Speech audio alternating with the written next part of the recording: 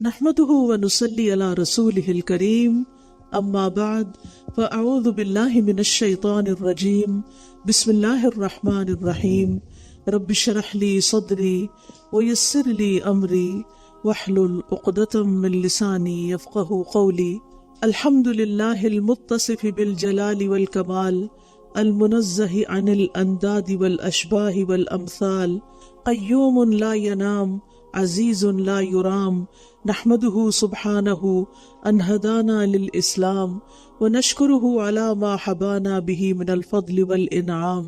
تمام قسم کی حمد اللہ کے لیے ہے جو جلال اور کمال سے متصف ہے، وہ ہمسر، شبیہ اور ہم مثل سے پاک ہے، وہ تمام کائنات کا نظام چلانے والا ہے، وہ سوتا نہیں ہے، وہ غالب ہے، اس کا قصد نہیں کیا جا سکتا۔ ہم اللہ سبحانہ وتعالیٰ کی حمد کرتے ہیں کہ اس نے ہمیں اسلام کی طرف ہدایت دی، اور ہم اس کا شکر ادا کرتے ہیں اس بات پر کہ اس نے ہمیں اسلام کے ذریعے فضل اور انعام عطا کیا۔ وَإِذَا سَمِعُوا مَا أُنزِلَ إِلَى الرَّسُولِ تَرَى أَعْيُنَهُمْ تَفِيضُ مِنَ الدَّمْعِ مِمَّا عَرَفُوا مِنَ الْحَقِّ يَقُولُونَ رَبَّنَا آمَنَّا فَاكْتُبْنَا مَعَ الشَّاهِدِينَ۔ اور جب وہ اس کلام کو سنتے ہیں جو رسول کی طرف نازل کیا گیا ہے تو آپ دیکھتے ہیں کہ حق کو پہچان لینے کی وجہ سے ان کی آنکھیں آنسوؤں سے چھلک رہی ہوتی ہیں۔ وہ کہتے ہیں اے ہمارے رب، ہم ایمان لے آئے، بس ہمیں گواہی دینے والوں کے ساتھ لکھ لے۔ یہ نصارہ کے بارے میں بات کی گئی ہے کہ ایک تو وہ تکبر نہیں کرتے اور یہود کی نسبت مسلمانوں سے زیادہ قریب ہیں، اور دوسرے یہ کہ جب ان میں سے بعض نے قرآن کو سنا تو فوراً ایمان لے آئے۔ یعنی جس گروہ کو نصارہ کے نام سے یاد کیا گیا ہے کہ ان کا حال یہ تھا کہ جب انہوں نے رسول اللہ صلی اللہ علیہ وسلم کو دیکھا اور ان پر اترنے والی کتاب یعنی قرآن کریم کو سنا تو انہوں نے اس کا والہانہ انداز میں خیر مقدم کیا۔ سچے عیسائیوں کی علامت یہی ہے، اور انجیل کے احکامات کو یاد رکھنے والوں کا ایسا ہی رویہ ہوتا ہے کہ جو قرآن کو جب پڑھتے ہیں یا سنتے ہیں تو وہ یقین کر لیتے ہیں کہ واقعی یہ سچی کتاب ہے، اور پھر اسلام قبول کرنے میں دیر نہیں لگاتے۔ اس کے پیچھے ایک واقعہ بھی بتایا جاتا ہے۔ ہجرت حبشہ کے موقع پر نجاشی نے جعفر رضی اللہ عنہ سے کہا، کیا اس پیغمبر پر اللہ کی طرف سے جو وحی آتی ہے اس کا کچھ حصہ آپ کو یاد ہے؟ جعفر رضی اللہ عنہ نے فرمایا جی ہاں۔ اس نے کہا پھر وہ مجھے پڑھ کر سنائیے۔ جعفر رضی اللہ عنہ نے اس کے سامنے سورۃ مریم کا ابتدائی حصہ تلاوت فرمایا، اور اللہ کی قسم اسے سن کر نجاشی اتنا رویا کہ اس کی داڑھی آنسوں سے تر ہو گئی۔ اس کے پادری بھی اتنا روئے کہ ان کے سامنے رکھے ہوئے آسمانی کتابوں کے نسخے بھی آنسوں سے تر ہو گئے۔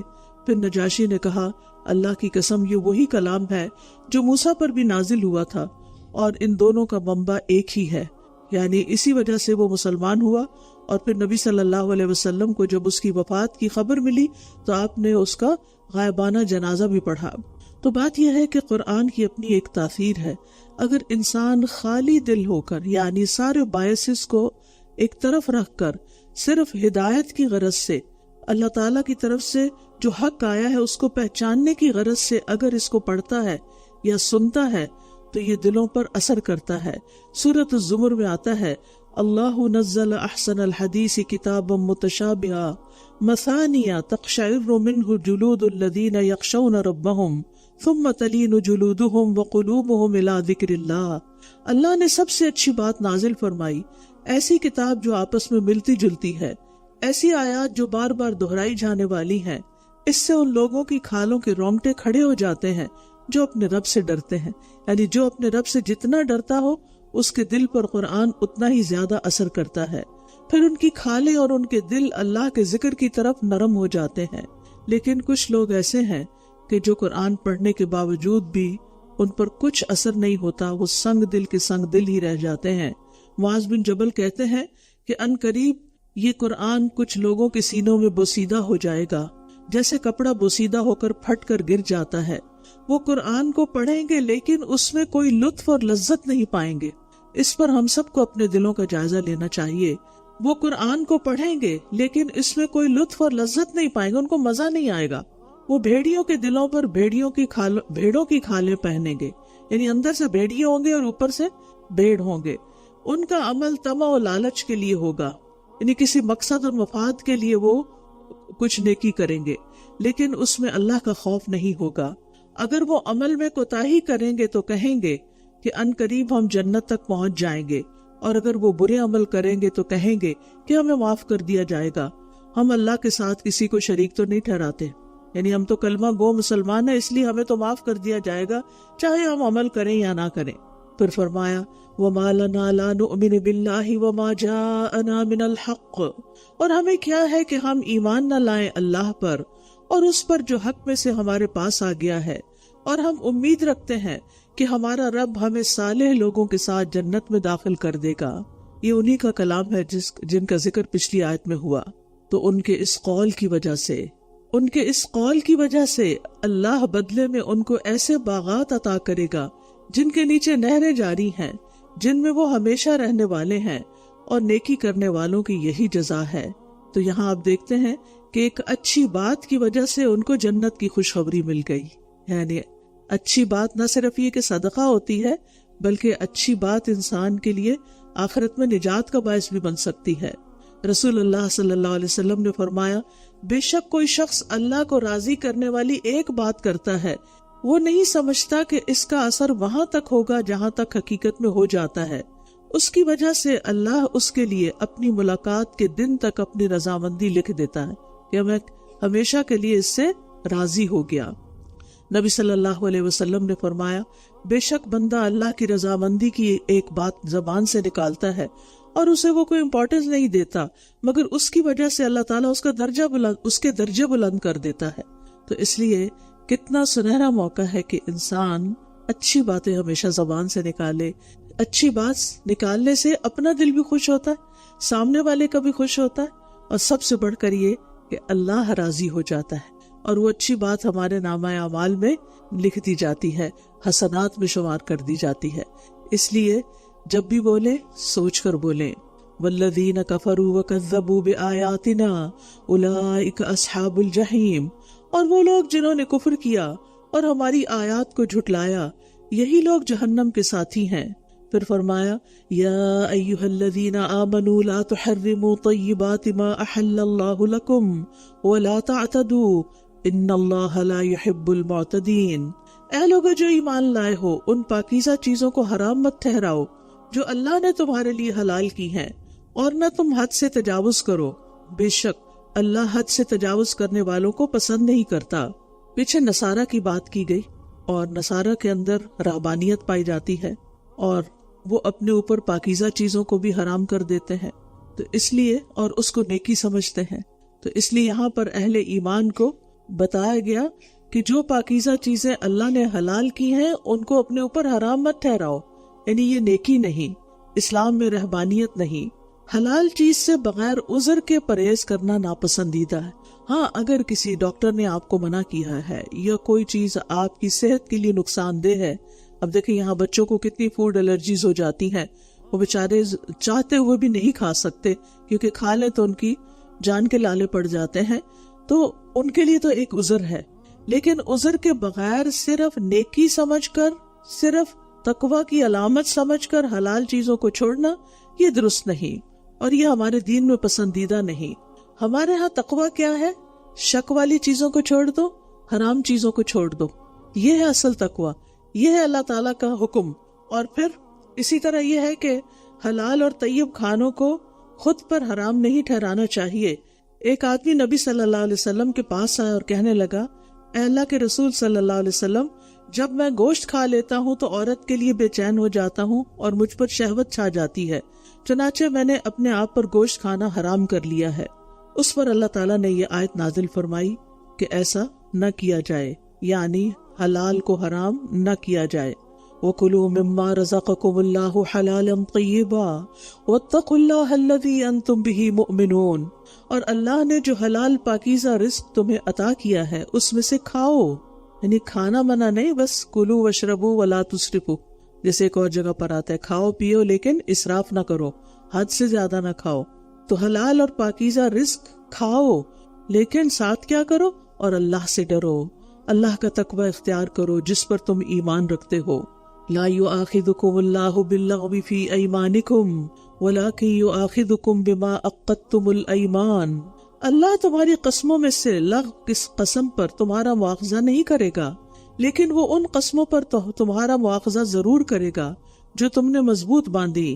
تو اس قسم توڑنے کا کفارہ 10 مسکینوں کو درمیانے درجے کا کھانا کھلانا ہے جو تم اپنے گھر والوں کو کھلاتے ہو، یعنی ایوریج جو ایک ویک کے اندر مینیو چل رہا ہوتا ہے، ویکینڈ کا نہیں. یا انہیں کپڑے پہنانا ہے یا ایک گردن کا آزاد کرنا ہے. تو جو کوئی یہ نہ پائے تو 3 دنوں کے روزے رکھنا ہے. یہ تمہاری قسموں کا کفارہ ہے جب تم قسم کھا لو، اور اپنی قسموں کی حفاظت کیا کرو. اسی طرح اللہ اپنی آیات تمہارے لیے واضح کرتا ہے تاکہ تم شکر ادا کرو.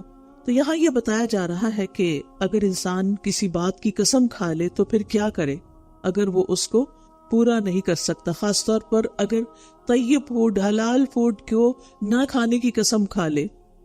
مثلا آپ کو کسی نے فوڈ آفر کی، آپ اس کو ذرا تھوڑی دیر دیکھنے لگے تو کہ کیا چن رہی ہو، تو آپ غصے میں آ گئے اور آپ نے کہا اللہ کی قسم آج کے بعد تو میں یہ کھاؤں گی نہیں. اب وہ حلال ہے، پاکیزہ ہے، ہولسم ہے، لیکن آپ صرف کسی کی بات کی وجہ سے قسم کھا بیٹھے، لیکن آپ کا دل تو ہے. اب اپنے اوپر آپ نے خود مشکل ڈالی. اللہ تعالیٰ کو انسان کی کمزوری پتہ تھی، لہٰذا اس کے لیے وے آؤٹ رکھ دیا گیا کہ اب اگر اپنی قسم کو توڑنا ہے تو کیا کرو. قسمیں 3 طرح کی ہوتی ہیں. ایک تو لغو قسمیں جو ایسے ہی زبان سے نکل سکتے ہیں، اللہ قسم ایسے، مگر نیت نہیں ہوتی، ارادہ نہیں ہوتا. ایسی قسموں پہ نہ کفارہ ہے نہ سزا ہے.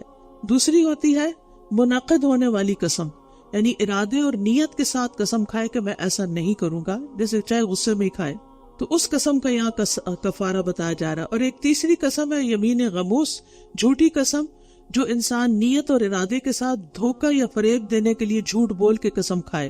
یہ کبیرہ گناہ ہے، اس کا کوئی کفارہ نہیں. اس کا علاج یہی ہے کہ سچے دل کے ساتھ اللہ سبحانہ وتعالیٰ سے توبہ کی جائے، استغفار کیا جائے، کیونکہ یہ بہت بڑا جرم ہے. جھوٹی قسمیں علاقوں کو ویران کر دیتی ہیں. اب یہ کفارہ جو ہے اس میں سب سے پہلے 10 مسکینوں کو کھانا کھلانا ہے. اگر آپ میں استطاعت نہیں یا کسی وجہ سے کھانا نہیں کھلا سکتے تو پھر 10 مسکینوں کو کپڑا پہنانا ہے. اگر آپ میں یہ بھی استطاعت نہیں تو پھر ایک گردن آزاد کرنا ہے. اگر وہ بھی نہیں مل رہی، تینوں کی ہی طاقت نہ ہو تو پھر 3 روزے رکھنا ہے. 3 روزے رکھ کے وہ قسم حلال ہو جائے گی. اب یہ ہے کہ یہ 3 روزے کنزیکٹیو بھی رکھ سکتے ہیں، پے در پے بھی، یا الگ الگ بھی، تینوں یعنی دونوں طرح درست ہے. لیکن یاد رکھیے وَاحْفَظُوا أَيْمَانَكُمْ، زیادہ قسمیں کھانے کی ممانعت ہے. قسموں کی حفاظت کا حکم دیا گیا ہے.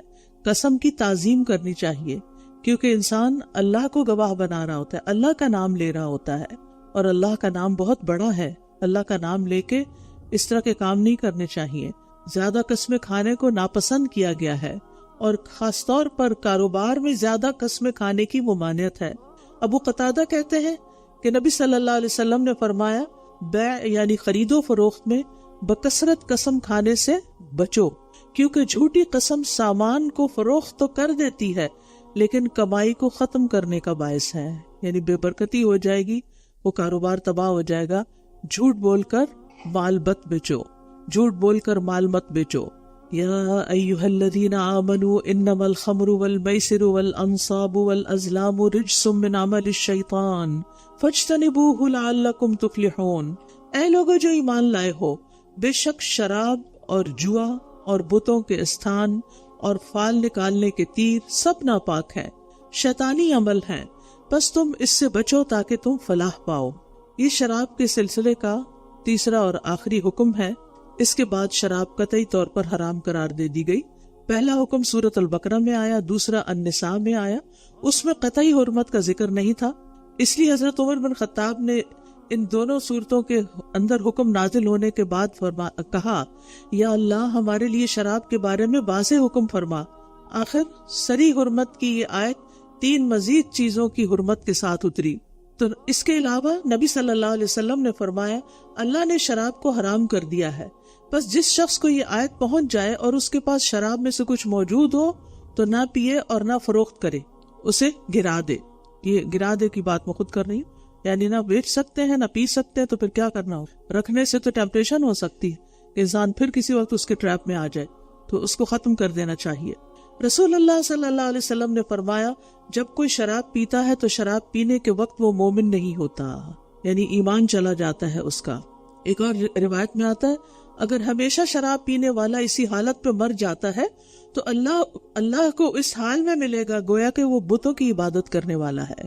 اور یاد رکھیے نشے کی قلیل مقدار بھی حرام ہے۔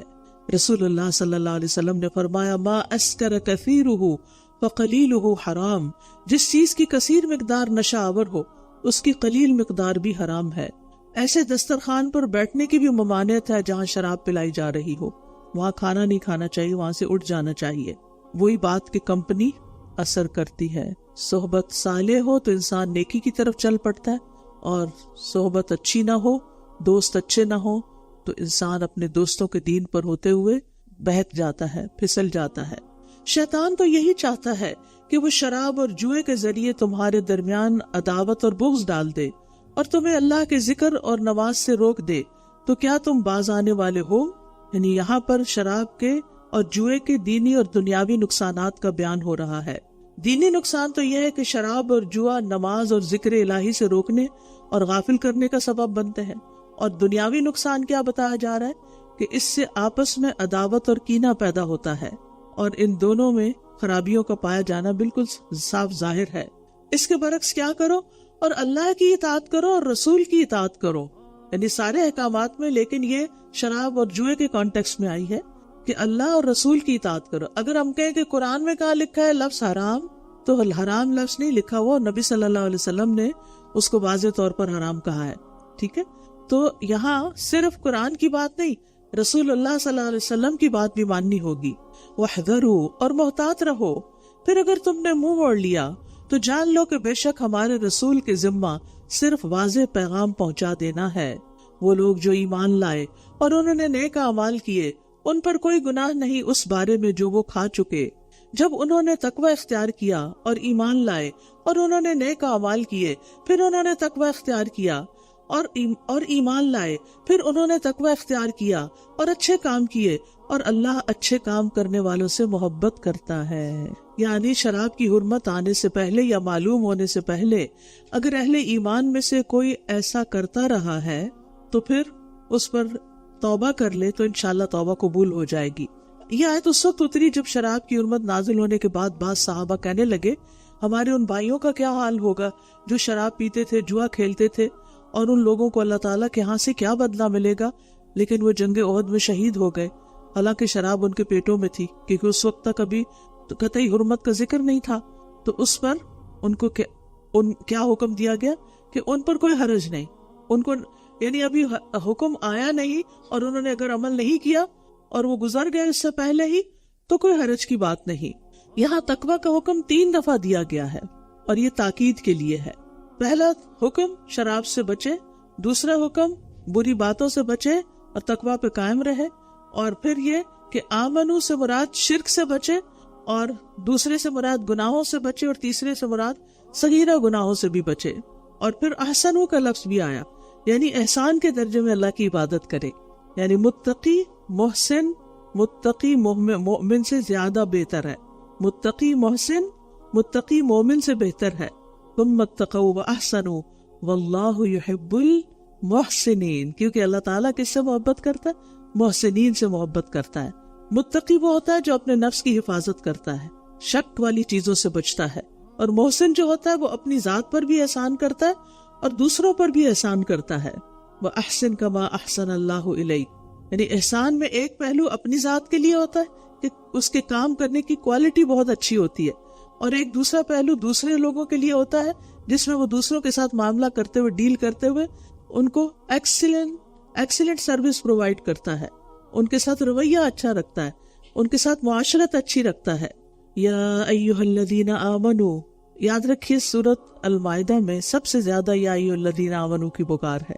یا ایھا الذین آمنوا لیبلونکم اللہ بشیء من الصید، اے لوگو جو ایمان لائے ہو، اللہ تمہیں شکار میں سے کسی ایسی چیز کے ساتھ ضرور آزمائے گا جو تمہارے ہاتھوں اور نیزوں کی زد میں ہوگا، تاکہ اللہ جان لے کہ کون ہے جو اس سے بن دیکھے ڈرتا ہے۔ تو جو کوئی اس کے بعد زیادتی کرے تو اس کے لیے دردناک عذاب ہے۔ اس آیت کا تعلق پچھلی آیت سے ہے، لا تحرموا طیبات ما احل اللہ لکم، تو وہاں حلال چیزوں کو حرام ٹھہرانے سے منع کیا گیا۔ اب اس آیت میں وہ حلال چیزیں ذکر کی گئی ہیں جو کچھ وقت کے لیے بطور امتحان حرام کی گئی، یعنی احرام کی حالت میں کچھ حلال چیزیں بھی حرام ہو جاتی ہیں۔ تو اصل چیز کیا ہے؟ اللہ کی اطاعت۔ جب چاہے کسی چیز کو ہمارے لیے حلال قرار دے اور جب چاہے اسے ہمارے لیے حرام کر دے۔ تو یہاں بتایا جا رہا ہے کہ احرام کی حالت میں خشکی کے جانوروں کا شکار کرنا منع ہے، تاکہ فرما برداروں اور نافرمانوں کے درمیان فرق پتہ چل جائے، آزمائش ہو جائے کہ بن دیکھے اللہ سے کون ڈرتا ہے۔ اور پھر یہاں تنالہ ایدیکم ورماحکم، اس سے کیا مراد ہے؟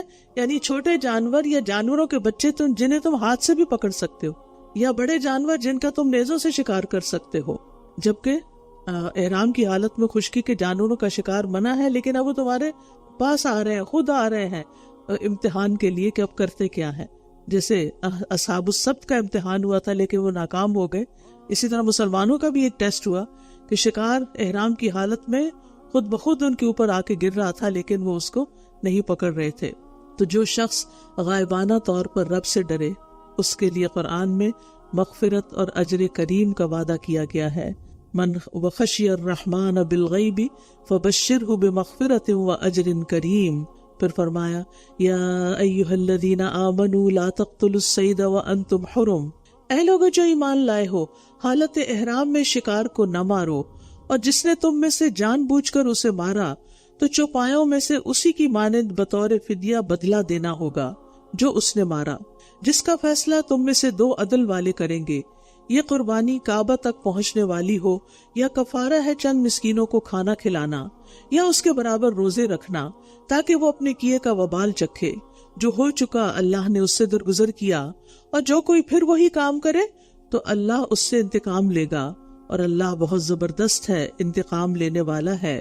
یہ آیت اور اگلی آیات اس وقت نازل ہوئی جب مسلمان حدیبیہ میں احرام باندھے ہوئے تھے، تو خلاف معمول چھوٹے بڑے جنگلی جانور ان کے خیموں میں گھس آئے، حالانکہ عام طور پہ ایسا ہوتا نہیں۔ تو اللہ تعالیٰ نے ان آیات میں ان کے شکار سے منع کر دیا۔ تو جو محرم ہوتا ہے یعنی احرام پہنے ہوئے، نہ وہ خود شکار کر سکتا ہے نہ شکار میں کسی کی مدد کر سکتا ہے۔ ہاں، 5 جانوروں کو حرم میں بھی مارنے کی اجازت ہے یا حالت احرام میں بھی مارنے کی اجازت ہے۔ وہ کون سے ہیں؟ چوہا، بچھو، چیل، کوا اور کاٹنے والا کتا، کیونکہ یہ سارے موذی جانور ہیں، اس لیے ان کو مارا جا سکتا ہے۔ اسی طرح اس پر قیاس کرتے ہوئے سانپ، بھیڑیا، چیتا، شیر وغیرہ بھی مار سکتے ہیں۔ اور جان بوجھ کے اگر کوئی شکار کرے تو اس کا کفارہ کیا ہے کہ جس طرح کے قد و قامت کا جانور اس نے مارا ہے، اسی قد و قامت یا اس کے ساتھ شکل و صورت میں ملتا ہوا جانور قربان کرے، اور وہ قربانی کہاں پہنچائی جائے گی؟ حرم میں۔ احل لکم صید البحر وطعامہ، احل لکم صید البحر وطعامہ متاعا لکم وللسیارہ، تمہارے لیے سمندر کا شکار اور اس کا کھانا حلال کر دیا گیا جو تمہارے لیے اور قافلوں کے لیے فائدہ مند ہے، لیکن جب تم حالت احرام میں ہو خشکی کا شکار تم پر حرام کیا گیا ہے، اور اللہ سے ڈرو وہ جس کی طرف تم اکٹھے کیے جاؤ گے۔ تو اس سے کیا پتہ چلتا ہے کہ حالت احرام میں خشکی کا شکار منع ہے، سمندر کا نہیں۔ یعنی اگر کچھ لوگ احرام پہن کے وایا سمندر حج کرنے آ رہے ہیں اور راستے میں ان کا زاد راہ ختم ہو جاتا ہے تو مچھلیاں وغیرہ پکڑ کے اپنے کھانے پینے کا بندوبست کر سکتے ہیں۔ اور اس میں سمندر اور سمندر کے علاوہ جو بھی جگہ ایسی ہوں وہ سب اس میں شامل ہے، اور اس میں وہ تمام جانور شامل ہیں جو پانی سے باہر زندہ نہیں رہ سکتے، وہ مچھلی ہو یا کوئی اور جانور ہو۔ زندہ بھی پکڑے جائیں تو ان کو ذبح کرنے کی ضرورت نہیں۔ تو پانی میں رہنے والا جو جانور ہے، جو پانی جس کا بسیرا ہے، مولد و مسکن ہے، وہ شکار کرنا حلال ہے۔ اور یہ کوئی صحیح بات نہیں کہ مچھلی کے علاوہ سب کچھ حرام ہے، نہیں، سمندر کے کھانے سب حلال ہیں، کیونکہ طعامہ کی بات کی گئی۔ صحابہ کرام نے نبی صلی اللہ علیہ وسلم سے سمندر کے پانی کے بارے میں پوچھا تو آپ نے فرمایا هو الطہور ماؤہ، اس کا پانی پاک ہے، یعنی وضو وغیرہ کر سکتے ہو۔ الحل میتتہ، اس کا مردار بھی حرام ہے، اس کا مردار بھی حلال ہے، یعنی اگر کوئی جانور وہی اندر مر گیا اور اوپر آ گیا تو اس کو بھی استعمال کر سکتے ہو، کیونکہ اس کے اندر کتنا نمک ہوتا ہے نا سمندر میں، تو وہ ایک پریزرویٹو کا کام کر رہا ہوتا ہے. تو آپ جب مچھلی کو ذبح کیے بغیر کھاتے ہیں، اور اگر وہ اندر ہی مر گئی ہے، یعنی باہر مری یا اندر مری بات برابر ہے، تو اگر اندر ہی مر گئی ہے اور اوپر تیر رہی ہے تو پکڑ کے اس کو بھی کھا سکتے. اور اس کی دلیل کیا ہے؟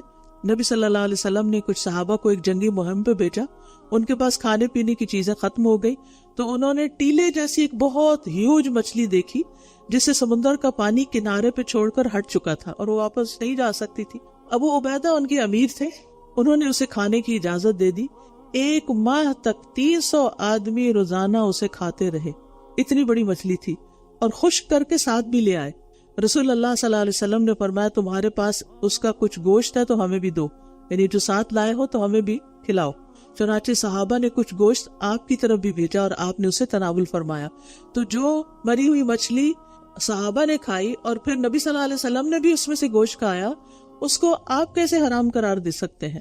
پھر فرمایا اللہ نے کعبہ کو جو حرمت والا گھر ہے لوگوں کے لیے قیام کا ذریعہ بنایا ہے، اور ماہ حرام کو اور قربانی کے جانوروں کو اور پٹے والے جانوروں کو بھی، یہ اس لیے کہ تم جان لو کہ بے شک اللہ جانتا ہے جو کچھ آسمانوں اور جو زمین میں ہے، اور یہ کہ اللہ ہر چیز کو خوب جاننے والا ہے. جس طرح حرم جانوروں کے لیے باعث امن ہے، ایسے ہی انسانوں کے لیے بھی حرم امن کی جگہ ہے. ٹھیک ہے. اور کعبہ لوگوں کے لیے قیام زندگی کا باعث ہے، یعنی اہل مکہ کی معاش روزی کا دار و مدار اسی پر ہے. لوگ دور دراز سے حج اور تجارت کے ارادے سے یہاں آتے ہیں، ضروریات کی چیز یہاں لا کر بیچتے ہیں، جس سے اہل مکہ رزق حاصل کرتے ہیں اور یہاں پہنچ کر وہ امن میں آ جاتے ہیں. اور حتیٰ کہ زمانے جاہلیت میں بھی کوئی شخص حرم کے اندر اپنے باپ بیٹے کے قاتل تک کو کچھ نہیں کہہ سکتا تھا. اور عبادت اور ثواب کے اعتبار سے بھی بہترین جگہ ہے. تو یہ ایک ایسی جگہ ہے جو ہمیشہ آباد ہے، ہر وقت آباد ہے، اور وہاں جانے کا فائدہ ہی فائدہ ہے، یعنی دنیاوی بھی ہے اور دینی بھی ہے. بابرکت جگہ ہے. اور قیامت کے قریب جب ایک حبشی بیت اللہ کو گرا دے گا تو اس کے بعد بہت جلد قیامت آ جائے گی، کیونکہ کعبہ قیام کا ذریعہ ہے، قیام زندگی کا ذریعہ ہے. اعلموا ان اللہ شدید العقاب وان اللہ غفور الرحیم. جان لو بے شک اللہ سخت سزا والا ہے، اور بے شک اللہ بہت بخشنے والا نہایت رحم کرنے والا بھی ہے.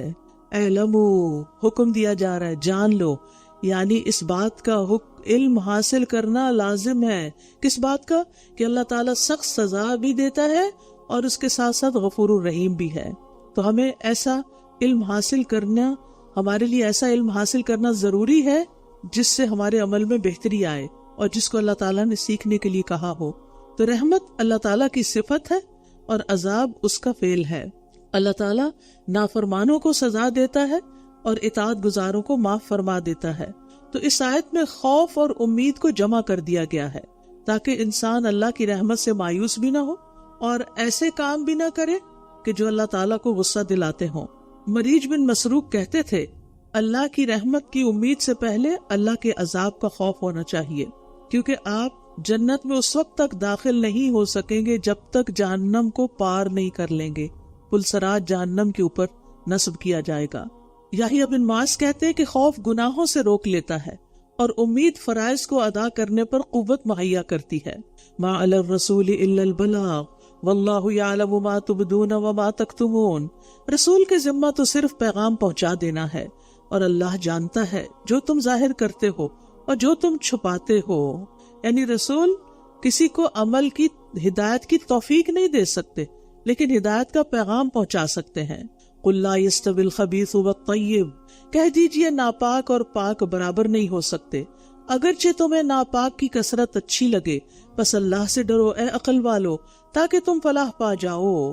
تو اس سے مراد حرام اور حلال بھی ہو سکتے ہیں، کافر اور مومن بھی ہو سکتے ہیں. یعنی حرام رزق کی فراوانی بظاہر کتنی ہی خوش کن کیوں نہ ہو، انسان پہ لازم ہے کہ حلال تھوڑا بھی ہو اسی پر قناعت کرے، چاہے دیکھنے میں وہ کتنا ہی کم کیوں نہ ہو. اسی طرح ایک اللہ کا نافرمان دیکھنے میں کتنا ہی خوبصورت کیوں نہ ہو تو اس سے دور رہنا بہتر ہے بنسبت اس کے کہ ایک غریب مسلمان کے ساتھ دوستی کی جائے. یا ایھا الذین آمنوا لا تسألوا عن اشیاء ان تبد لکم تسؤکم. اے لوگو جو ایمان لائے ہو، تم ایسی چیزوں کے بارے میں سوال نہ کیا کرو جو اگر تم پر ظاہر کر دی جائیں تو وہ تمہیں بہت بری لگیں. وہ تمہیں بری لگے، اور اگر تم ان کے بارے میں اس وقت سوال کرو گے جب قرآن نازل کیا جا رہا ہو تو وہ تمہارے لیے ظاہر کر دی جائیں گی۔ اللہ نے ان سے درگزر فرمایا، اور اللہ بہت بخشنے والا، بہت بردبار ہے۔ یہاں پر ہم دیکھتے ہیں کہ صحابہ کو بلا ضرورت سوال کرنے سے روک دیا گیا، کیونکہ بال کی کھال اتارنے سے، ٹو مچ کوسچننگ سے دین مشکل ہو جاتا ہے۔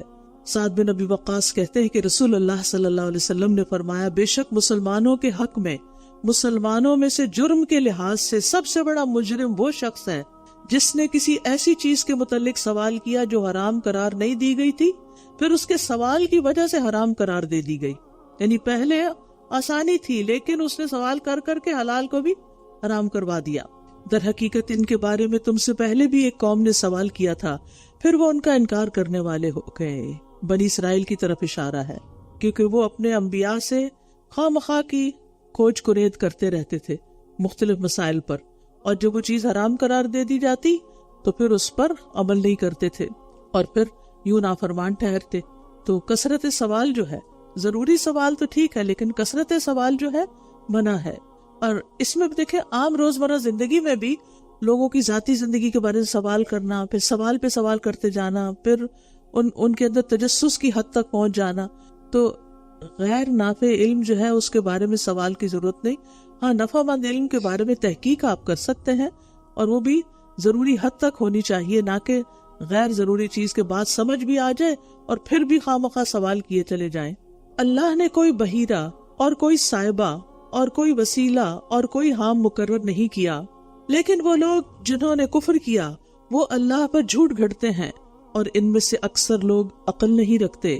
اہل عرب نے 4 قسم کے حلال جانوروں کو اپنے اوپر حرام کر رکھا تھا، یہاں اس کا ذکر کر دیا گیا کہ یہ بالکل جھوٹی بات ہے، اللہ نے ان کو حرام نہیں کیا۔ اور جب ان سے کہا جاتا ہے کہ اس کی طرف آؤ جو اللہ نے نازل کیا ہے اور رسول کی طرف، تو کہتے ہیں ہمیں وہی طریقہ کافی ہے جس پر ہم نے اپنے باپ دادا کو پایا ہے۔ کیا بھلا اگرچہ ان کے باپ دادا کچھ بھی علم نہ رکھتے ہوں اور نہ ہی وہ ہدایت یافتہ ہوں؟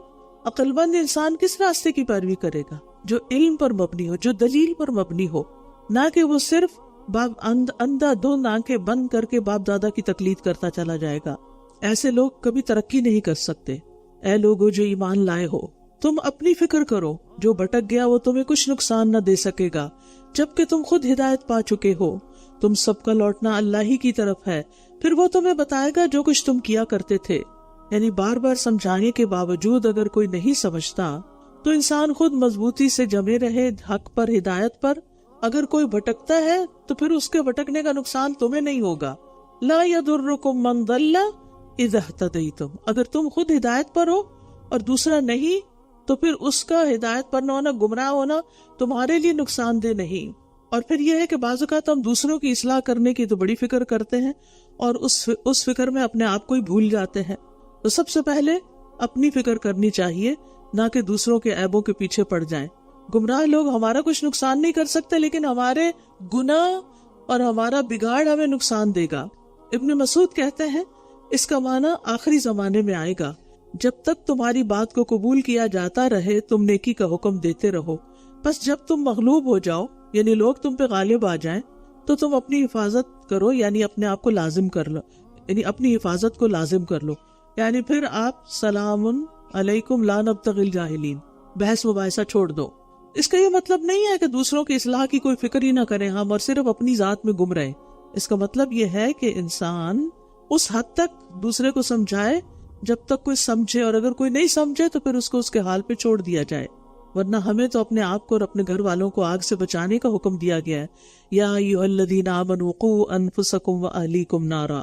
تو بات یہی ہے کہ ہر انسان اپنے عمل کا خود بدلہ پائے گا، اس لیے ایک حد تک تو دوسروں کی فکر کرنی چاہیے لیکن اپنے آپ کو گھلا نہیں دینا چاہیے اس فکر میں۔ بعض اوقات آپ دین کے رستے پر ہیں، آپ کے ہسبینڈ نہیں ہیں، آپ ان کو جو بھی سن کے جاتے ہیں یا جو بات آپ کو پتہ چلتی ہے آپ ان کو بتاتے ہیں اور وہ آپ کو ہمیشہ ڈانٹ دیتے ہیں، جھڑک دیتے ہیں، آپ موڈ آف کر لیتے ہیں اور گھر کی فضا خراب ہو جاتی ہے۔ تو پھر ظاہر ہے وہ قوام ہیں، وہ بھی ذمہ دار ہیں، ایڈلٹ ہیں، تو ان کا اگر وہ بات نہیں سنتے تو آپ کا کوئی نقصان نہیں، آپ گھر کی فضا کو خراب نہ کریں، ان کو پھر ان کے حال پہ چھوڑ دیں۔ جہاں کہیں مناسب موقع ہو تو اچھی کوئی بات شیئر کر لیں، ورنہ پیچھے نہ پڑے، اور کسی کا بھی پیچھے نہ پڑے. بچوں کو بھی سمجھانے کے بعد ان کو چھوڑ دیں، کیونکہ وہ ایک انڈیپینڈنٹ اینٹی ہے. وہ ہمارا مال نہیں ہے کہ ہم اپنی مٹھی میں اس کو بند کر کے رکھیں. بچوں کو بھی سپیس دیں، ان کو بھی سمجھانے کے بعد غلطی کرنے کی بھی گنجائش دیں. پھر فرمایا اے لوگو جو ایمان لائے ہو، جب تم میں سے کسی کو موت آئے تو وصیت کرتے وقت تم میں سے 2 عدل والوں کی گواہی ہوگی، یا تمہارے علاوہ 2 اور لوگوں کی. اگر تم زمین میں سفر کر رہے ہو پھر تمہیں موت کی مصیبت آ پہنچے تو شک کی صورت میں تم ان دونوں گواہوں کو نماز کے بعد روک لو گے. پھر وہ دونوں اللہ کی قسمیں کھائیں گے کہ ہم اس قسم سے کوئی قیمت نہیں لے رہے، اگرچہ وہ رشتہ دار ہو، اور نہ ہم اللہ کی خاطر دی ہوئی گواہی کو چھپا رہے ہیں. اگر ہم ایسا کریں تو بے شک تب ہم یقیناً گناہگاروں میں سے ہوں گے. یہ اس کے پیچھے ایک خاص پس منظر ہے، لیکن بات یہی ہے کہ وصیت کرنے کا حکم دیا جا رہا ہے خاص طور پر اس شخص کو کہ جو سفر میں ہو اور اس کی موت کا وقت قریب آ چکا ہو، اسے لگے کہ وہ بچ نہیں سکتا، تو اس کو وصیت کر دینی چاہیے. عبداللہ ابن عمر سے روایت ہے کہ نبی صلی اللہ علیہ وسلم نے فرمایا کسی مسلمان کو لائق نہیں کہ وہ 3 راتیں اس حال میں گزار دے کہ اس کے پاس اس کی وصیت نہ لکھی ہوئی ہو. عبداللہ بن عمر کہتے تھے جب سے میں نے یہ بات سنی ہے اس وقت سے میری وصیت میرے پاس موجود رہتی ہے. پھر اگر اس پر اطلاع ہو جائے کہ یہ دونوں یقینی طور پر گناہ کے مرتکب ہوئے ہیں تو وصیت کرنے والے کے 2 قریب ترین رشتہ دار ان دونوں کی جگہ کھڑے ہوں گے، ان میں سے جن کی حق تلفی ہوئی. پھر وہ دونوں اللہ کی قسمیں کھائیں گے کہ ہماری گواہی ان پہلے دونوں کی گواہی سے زیادہ سچی ہے اور ہم نے کوئی زیادتی نہیں کی. اگر ہم ایسا کریں تب ہم بلا شبہ ظالموں میں شمار ہوں گے. یہ طریقہ اس بات کے زیادہ قریب ہے کہ وہ گواہی کو اس کے اصل رخ پر لائیں گے یا وہ ڈریں گے کہ ان کی قسمیں ان ورثاء کی قسموں کے بعد رد کر دی جائیں گی. اور اللہ سے ڈرو اور سنو، اللہ نافرمان لوگوں کو ہدایت نہیں دیتا. یوم یجمع اللہ الرسل فیقول ماذا اجبتم قالوا لا علم لنا انک انت علام الغیوب. جس دن اللہ رسولوں کو جمع کرے گا پھر پوچھے گا کہ تمہیں کیا جواب دیا گیا تھا، یعنی تمہاری قوم کی طرف سے. وہ کہیں گے ہمیں کچھ علم نہیں، بے شک تو ہی غیب کی باتوں کا خوب علم رکھنے والا ہے. یہ سوال پیغمبروں سے کیوں کیا جائے گا؟ یہ اصل میں تو امتوں کو ڈانٹ ڈپٹ اور ملامت کرنے کے لیے ہوگا. اللہ تعالیٰ ان مجرموں سے نہیں پوچھے گا، پیغمبروں سے پوچھے گا تاکہ ان پر حجت پوری کر دی جائے. پیغمبر کہیں گے لا علم لنا، ہمیں علم نہیں، حالانکہ انہوں نے ان کے اندر عمر گزاری تھی. تو یہ کیوں کہیں گے ہمیں علم نہیں جبکہ انہیں علم تھا؟ یعنی ہم ان کا باطن نہیں جانتے، ہم ان کی اصلیت اور ان کی حقیقت نہیں جانتے، ہم تو صرف ظاہری چیزوں سے ہی واقف ہیں. اور یہاں اللہ تعالیٰ کا نام العلام آیا ہے، اور یہ علام جو ہے یہ علیم سے زیادہ مبالغے کا صیغہ ہے. علیم جو ہے صفت مشبہ کا صیغہ ہے، اور علام جو ہے یعنی بہت زیادہ خوب جاننے والا، ظاہر کو بھی غیب کو بھی، اور اس علم میں اللہ تعالیٰ کو کوئی اور شریک بھی نہیں. اذ قال اللہ یا عیسی ابن مریم اذکر نعمتی علیک وعلی والدتک. جب اللہ فرمائے گا اے عیسی ابن مریم میری اس نعمت کو یاد کرو جو تم پر اور تمہاری والدہ پر ہوئی، جب میں نے روح القدس کے ساتھ تمہاری تائید کی، تم گہوارے اور ادھیڑ عمر میں لوگوں سے کلام کرتے تھے، اور جب میں نے تمہیں کتاب و حکمت اور تورات اور انجیل کی تعلیم دی، اور جب تم نے میرے اذن سے مٹی سے پرندے کی شکل کی مانند بناتے، اور جب تم میرے اذن سے مٹی سے پرندے کی شکل کی مانند بناتے، پھر اس میں پھونک مارتے تو وہ میرے اذن سے پرندہ بن جاتا، اور تم پیدائشی اندھے اور برس والے کو میرے اذن سے اچھا کر دیتے، اور جب تم میرے اذن سے مردوں کو نکالتے تھے، اور جب میں نے بنی اسرائیل کو تم سے روکا تھا جب تم ان کے پاس واضح دلائل لے کر آئے، تو ان میں سے جنہوں نے کفر کیا کہنے لگے یہ تو کھلم کھلا جادو ہے. پچھلی آیت میں بتایا گیا کہ تمام رسولوں سے گواہی لی جائے گی، اور یہاں بتایا جا رہا ہے کہ عیسیٰ علیہ السلام سے گواہی لی جائے گی، یعنی عیسیٰ علیہ السلام سے بطور خاص سوال کیا جائے گا، کیونکہ ان کی امت ان کے بعد ان کے رستے کو چھوڑ گئی. اور یاد کرو جب میں نے حواریوں کی طرف الہام کیا کہ مجھ پر اور میرے رسول پر ایمان لے آؤ، انہوں نے کہا ہم ایمان لے آئے، اور آپ گواہ رہیے کہ بے شک ہم مسلمان ہیں. جب حواریوں نے کہا اے عیسیٰ ابن مریم کیا تیرا رب یہ کر سکتا ہے کہ ہم پر آسمان سے کھانے کا ایک دسترخوان اتارے؟ اس نے کہا اللہ سے ڈرو اگر تم مومن ہو. یعنی حواریوں نے یہ سوال کیوں کیا؟ ان کو اللہ تعالیٰ کی قدرت پر کوئی شک نہیں تھا، لیکن دلوں کے اطمینان کے لیے، جیسے ابراہیم علیہ السلام نے کیا تھا۔ اور جو کہہ رہے حل یستطیع ربک کا، اس کا یہ مطلب نہیں تھا ان کا کہ اللہ تعالیٰ کی قدرت سے باہر ہے، یعنی اس کا مطلب یہ تھا کہ کیا اللہ تعالیٰ کی حکمت کے خلاف تو نہیں، یا اس میں کوئی امر مانے تو نہیں۔ قالوا نريد ان ناكل منها وتطمئن قلوبنا ونعلم ان قد صدقتنا ونكون عليها من الشاهدين، انہوں نے کہا ہم چاہتے ہیں کہ ہم اس میں سے کھائیں اور ہمارے دل مطمئن ہو جائیں، وتطمئن قلوبنا، اور ہم جان لیں کہ تم نے ہم سے سچ کہا تھا اور ہم اس پر گواہی دینے والوں میں سے ہو جائیں، یعنی علم یقینی ہو جائے۔ عیسیٰ ابن مریم نے دعا کی، اے اللہ، اے ہمارے رب، یہ دو لفظ اکٹھے یہاں آئے ہیں، اللہم ربنا، اور یہ ان کی انتہا درجے کی عاجزی ہے کہ وہ خود الہ نہیں ہے بلکہ اللہ کو اللہم اور ربنا کہہ کے پکار رہے ہیں۔ اللہم ربنا انزل علینا مائدۃ من السماء، اے اللہ، اے ہمارے رب، تو ہم پر آسمان سے ہم پر ایک دسترخوان اتار کہ جو ہمارے پہلوں اور ہمارے پچھلوں کے لیے عید ہو جائے، اور تیری طرف سے ایک نشانی ہو، اور ہمیں رزق عطا فرما، اور تو سب سے بہترین رازق ہے۔ تو عیسیٰ علیہ السلام کی دعا مانگنے کے طریقے سے ثابت ہوتا ہے کہ وہ رازق نہیں تھے، وہ رب نہیں تھے، وہ الہ نہیں تھے، بلکہ وہ اتنی عاجزی کے ساتھ اصل رب سے ہی دعا کر رہے تھے۔ تو رزق دو طرح کا ہوتا ہے، ایک ظاہری یعنی غذا کا، کھانے کا، جو جسم کے کام آتا ہے، قوت کا باعث بنتا ہے، اور دوسرا باطنی، جو ایمان کے لیے قلب کی روشنی اور دین کے لیے رہنمائی بنتا ہے، یعنی دینی رہنمائی بنتا ہے۔ ظاہری رزق کا فائدہ جسم کے لیے ہے، باطنی رزق ابدی زندگی یعنی آخرت کے لیے ہے، اور دونوں ہی رزق کا مالک اللہ ہے، یعنی دونوں طرح کے رزق کا مالک اللہ ہی ہے، جس کو جتنا چاہے عطا کر دے۔ تو اس لیے جب اللہ سے رزق مانگے تو پھر دونوں طرح کا رزق مانگا کریں، روحانی رزق بھی، ایمانی رزق بھی، اور جسمانی رزق بھی۔ اور جو اللہ سے مانگتا ہے اللہ اسے ایسی جگہ سے دیتا ہے جہاں سے وہ گمان بھی نہیں کر سکتا۔ قال اللہ انی منزلها علیکم، اللہ نے فرمایا بے شک میں اسے تم پر نازل کرنے والا ہوں، پھر تم میں سے جو کوئی اس کے بعد ناشکری کرے گا تو میں ضرور اسے ایسا عذاب دوں گا کہ اس جیسا عذاب میں نے جہان والوں میں سے کسی ایک کو بھی نہ دیا ہوگا۔ جتنی بڑی نعمت ہوتی ہے اتنا ہی زیادہ شکر ادا کرنا چاہیے، اور وہ شکر اس نعمت کی بقا کا سبب بنتا ہے، ورنہ ناشکری سے وہ نعمت چلی جاتی ہے، ضائع ہو جاتی ہے۔ اور جب اللہ فرمائے گا اے عیسیٰ ابن مریم، کیا تم نے لوگوں سے کہا تھا کہ اللہ کے سوا مجھے اور میری ماں کو دو معبود بنا لو؟ وہ کہے گا پاک ہے تو، میرے لیے مناسب نہیں کہ میں وہ بات کہوں جس کا مجھے کوئی حق نہیں۔ اگر میں نے یہ کہا ہوتا تو یقیناً تو اسے جانتا ہوتا، تو جانتا ہے جو میرے نفس میں ہے اور میں نہیں جانتا جو تیرے نفس میں ہے، بے شک تو ہی غیب کی باتوں کا خوب علم رکھنے والا ہے۔ میں نے تو انہیں بس وہی کہا تھا جس کا تو نے مجھے حکم دیا تھا کہ اللہ کی عبادت کرو جو میرا رب ہے اور تمہارا رب بھی، اور میں ان پر گواہ رہا جب تک میں ان میں تھا، پھر جب تو نے مجھے اٹھا لیا تو تو ہی ان پر نگران تھا اور تو ہر چیز پر خوب گواہ ہے۔ ان تعذبهم فإنهم عبادك وإن تغفر لهم فإنك أنت العزيز الحكيم، اگر تو انہیں عذاب دے تو بے شک وہ تیرے بندے ہیں، تو دے سکتا ہے، اور اگر تو انہیں بخش دے تو بے شک تو بہت زبردست، بہت حکمت والا ہے۔ یہاں بھی آپ دیکھیں عیسیٰ علیہ السلام نہایت ادب کے ساتھ اللہ تعالیٰ سے گزارشیں کر رہے ہیں۔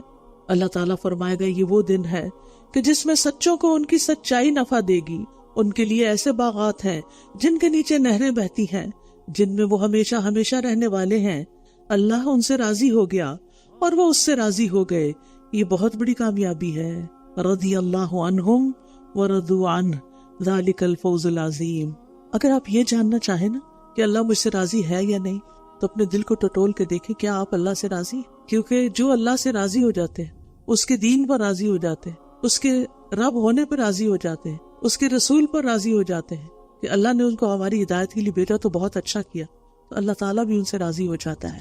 تو ہمیں ہمیشہ اپنے اوپر چیک رکھنا چاہیے، اللہ سے کوئی شکوہ نہیں کرنا چاہیے، اور خاص طور پر اگر کوئی تقدیر میں ایسی چیز ہو جو آپ کو بہت زیادہ پریشان کر رہی ہو تو اس پر بھی اللہ سبحانہ وتعالیٰ کی طرف رجوع کریں اور اللہ کے فیصلوں پر راضی رہیں۔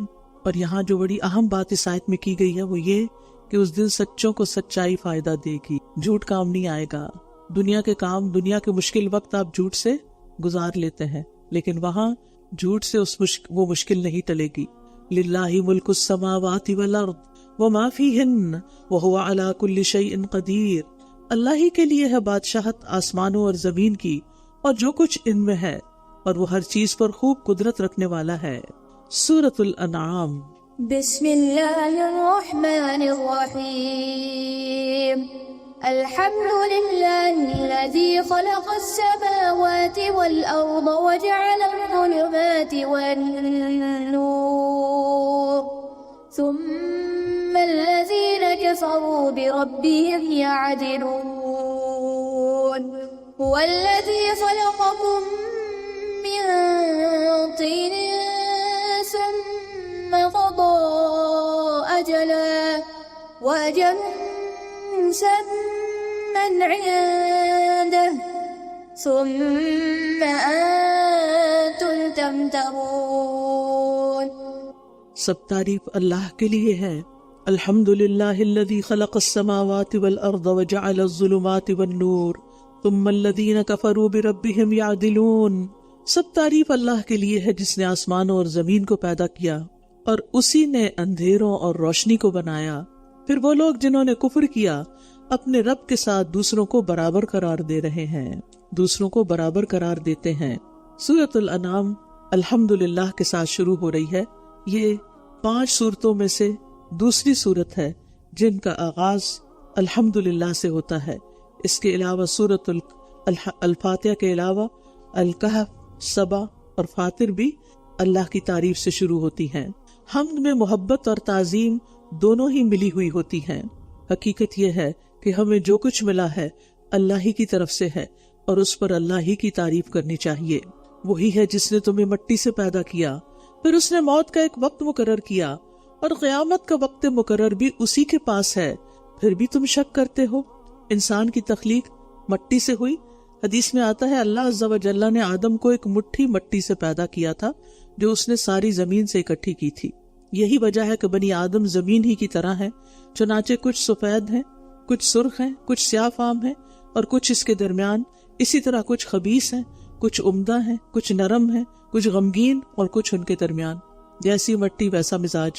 اور وہ اللہ ہی معبود برحق ہے آسمانوں میں اور زمین میں۔ وہ تمہارے پوشیدہ اور ظاہر کو جانتا ہے اور وہ جانتا ہے جو کچھ تم کماتے ہو، یعنی اللہ تعالیٰ سے کچھ بھی پوشیدہ نہیں، لہٰذا ظاہر اور باطن میں اللہ کا بندہ بننا چاہیے اور اس کے منع کردہ کاموں سے بچنا چاہیے۔ دنیاوی اعمال ہو یا دینی اعمال، سب کو اللہ جانتا ہے اور ان کے پاس ان کے رب کی نشانیوں میں سے جو نشانی بھی آتی ہے وہ اس سے منہ پھیر لیتے ہیں، ناقدری کرتے ہیں، نشانیوں کی بھی ناقدری کرتے ہیں۔ تو جو آیات کی نشانیوں کی ناقدری کرتا ہے وہ پھر ہدایت کیسے پا سکتا ہے؟ بس بے شک انہوں نے حق کو جھٹلا دیا جبکہ وہ ان کے پاس آ چکا تھا، تو جلد ہی ان کے پاس اس چیز کی خبریں آ جائیں گی جس کا وہ مذاق اڑاتے رہے ہیں، یعنی عذاب کی۔ کیا انہوں نے دیکھا نہیں کہ ہم نے ان سے پہلے کتنی ہی قوموں کو ہلاک کر دیا جنہیں ہم نے زمین میں ایسا اقتدار دے رکھا تھا جو ہم نے تمہیں نہیں دیا، اور ہم نے ان پر آسمان سے بہت برسنے والا می بھیجا، اور ہم نے نہریں بنائی جو ان کے نیچے بہتی تھیں، پھر ہم نے انہیں ان کے گناہوں کی وجہ سے ہلاک کر دیا، اور ان کے بعد ہم نے دوسری قومیں اٹھائیں۔ یہاں کفار کو تنبیہ کی جا رہی ہے جو نبی صلی اللہ علیہ وسلم کی مخالفت پر تلے ہوئے تھے کہ دیکھ لو پچھلی قوموں کا انجام کیا ہوا جب انہوں نے اپنے پیغمبروں کی بات نہیں مانی۔ ہم دیکھتے ہیں کہ بعض اوقات ہم بھی نافرمانیاں کر رہے ہوتے ہیں لیکن ہماری نعمتوں میں کمی نہیں ہوتی۔ یاد رکھیے یہ استدراج کے طور پر ہوتا ہے، اللہ تعالیٰ کسی کو بھی ایک دم نہیں پکڑتا، ڈھیل دیتا رہتا ہے۔ نبی صلی اللہ علیہ وسلم نے فرمایا اگر تم دیکھو کہ اللہ تعالیٰ کسی شخص کو اس کی نافرمانیوں کے باوجود دنیا میں اسے وہ کچھ عطا فرما رہا ہے جو وہ چاہتا ہے، یعنی جو انسان چاہتا ہے، تو یہ استدراج یعنی ڈھیل دینے کے بعد فوراً پکڑ لینا ہے۔ پھر نبی صلی اللہ علیہ وسلم نے یہ آیت تلاوت فرمائی، فَلَمَّا نَسُوا مَا ذُكِّرُوا بِهِ فَتَحْنَا عَلَيْهِمْ أَبْوَابَ كُلِّ شَيْءٍ، کہ جب انہوں نے ان چیزوں کو فراموش کر دیا جن کے ذریعے انہیں نصیحت کی گئی تھی تو ہم نے ان پر ہر چیز کے دروازے کھول دیے، حتیٰ کہ جب وہ خود کو ملنے والی نعمتوں پر اترانے لگے تو ہم نے اچانک انہیں پکڑ لیا اور وہ نا امید ہو کر رہ گئے۔ یعنی نافرمانیوں کے باوجود اگر نعمتیں ملی ہوئی ہیں تو پھر اللہ سے ڈرو، ایسا نہ ہو کہ اچانک پکڑ آ جائے۔ وَلَوْ نَزَّلْنَا عَلَيْكَ كِتَابًا فِي قِرْطَاسٍ، اور اگر ہم آپ پر کاغذ پر لکھی ہوئی ایک کتاب نازل کرتے، پھر وہ اسے اپنے ہاتھوں سے چھو بھی لیتے، ٹچ کر لیتے، تب بھی جن لوگوں نے کفر کیا وہ ضرور کہتے کہ یہ تو کھلا جادو ہے، یعنی پھر بھی یقین نہ کرتے۔ جنہوں نے نہیں ماننا ہوتا وہ نہیں مانتے۔ اور انہوں نے کہا کہ اس پر کوئی فرشتہ کیوں نہیں اتارا گیا، اور اگر ہم کوئی فرشتہ اتار دیتے تو معاملہ کا فیصلہ ہی کر دیا جاتا، پھر وہ مہلت نہ دیے جاتے۔ اور اگر ہم اس رسول کو ایک فرشتہ بناتے تو ہم اسے لازماً ایک آدمی ہی بناتے، اور ہم ان کو اسی شبہ میں ڈال دیتے جس میں وہ اب پڑے ہوئے ہیں۔ یعنی اللہ تعالیٰ کے لیے فرشتوں کو رسول بنا کر بھیجنا کچھ مشکل نہیں ہے۔ یہ اس لیے نہیں اللہ نے انسان کو بھیجا کہ اللہ تعالیٰ کو مشکل تھی کوئی، اس کے لیے ناممکن تھا، لیکن بات یہ ہے کہ فرشتے تو نظر نہیں آتے۔ اگر وہ رسول ہوتے اور ان کو کوئی دیکھ بھی نہ سکتا تو پھر ان کی پیروی کیسے ہوتی؟ تو انسانوں کی شکل دیکھی جاتی ہے۔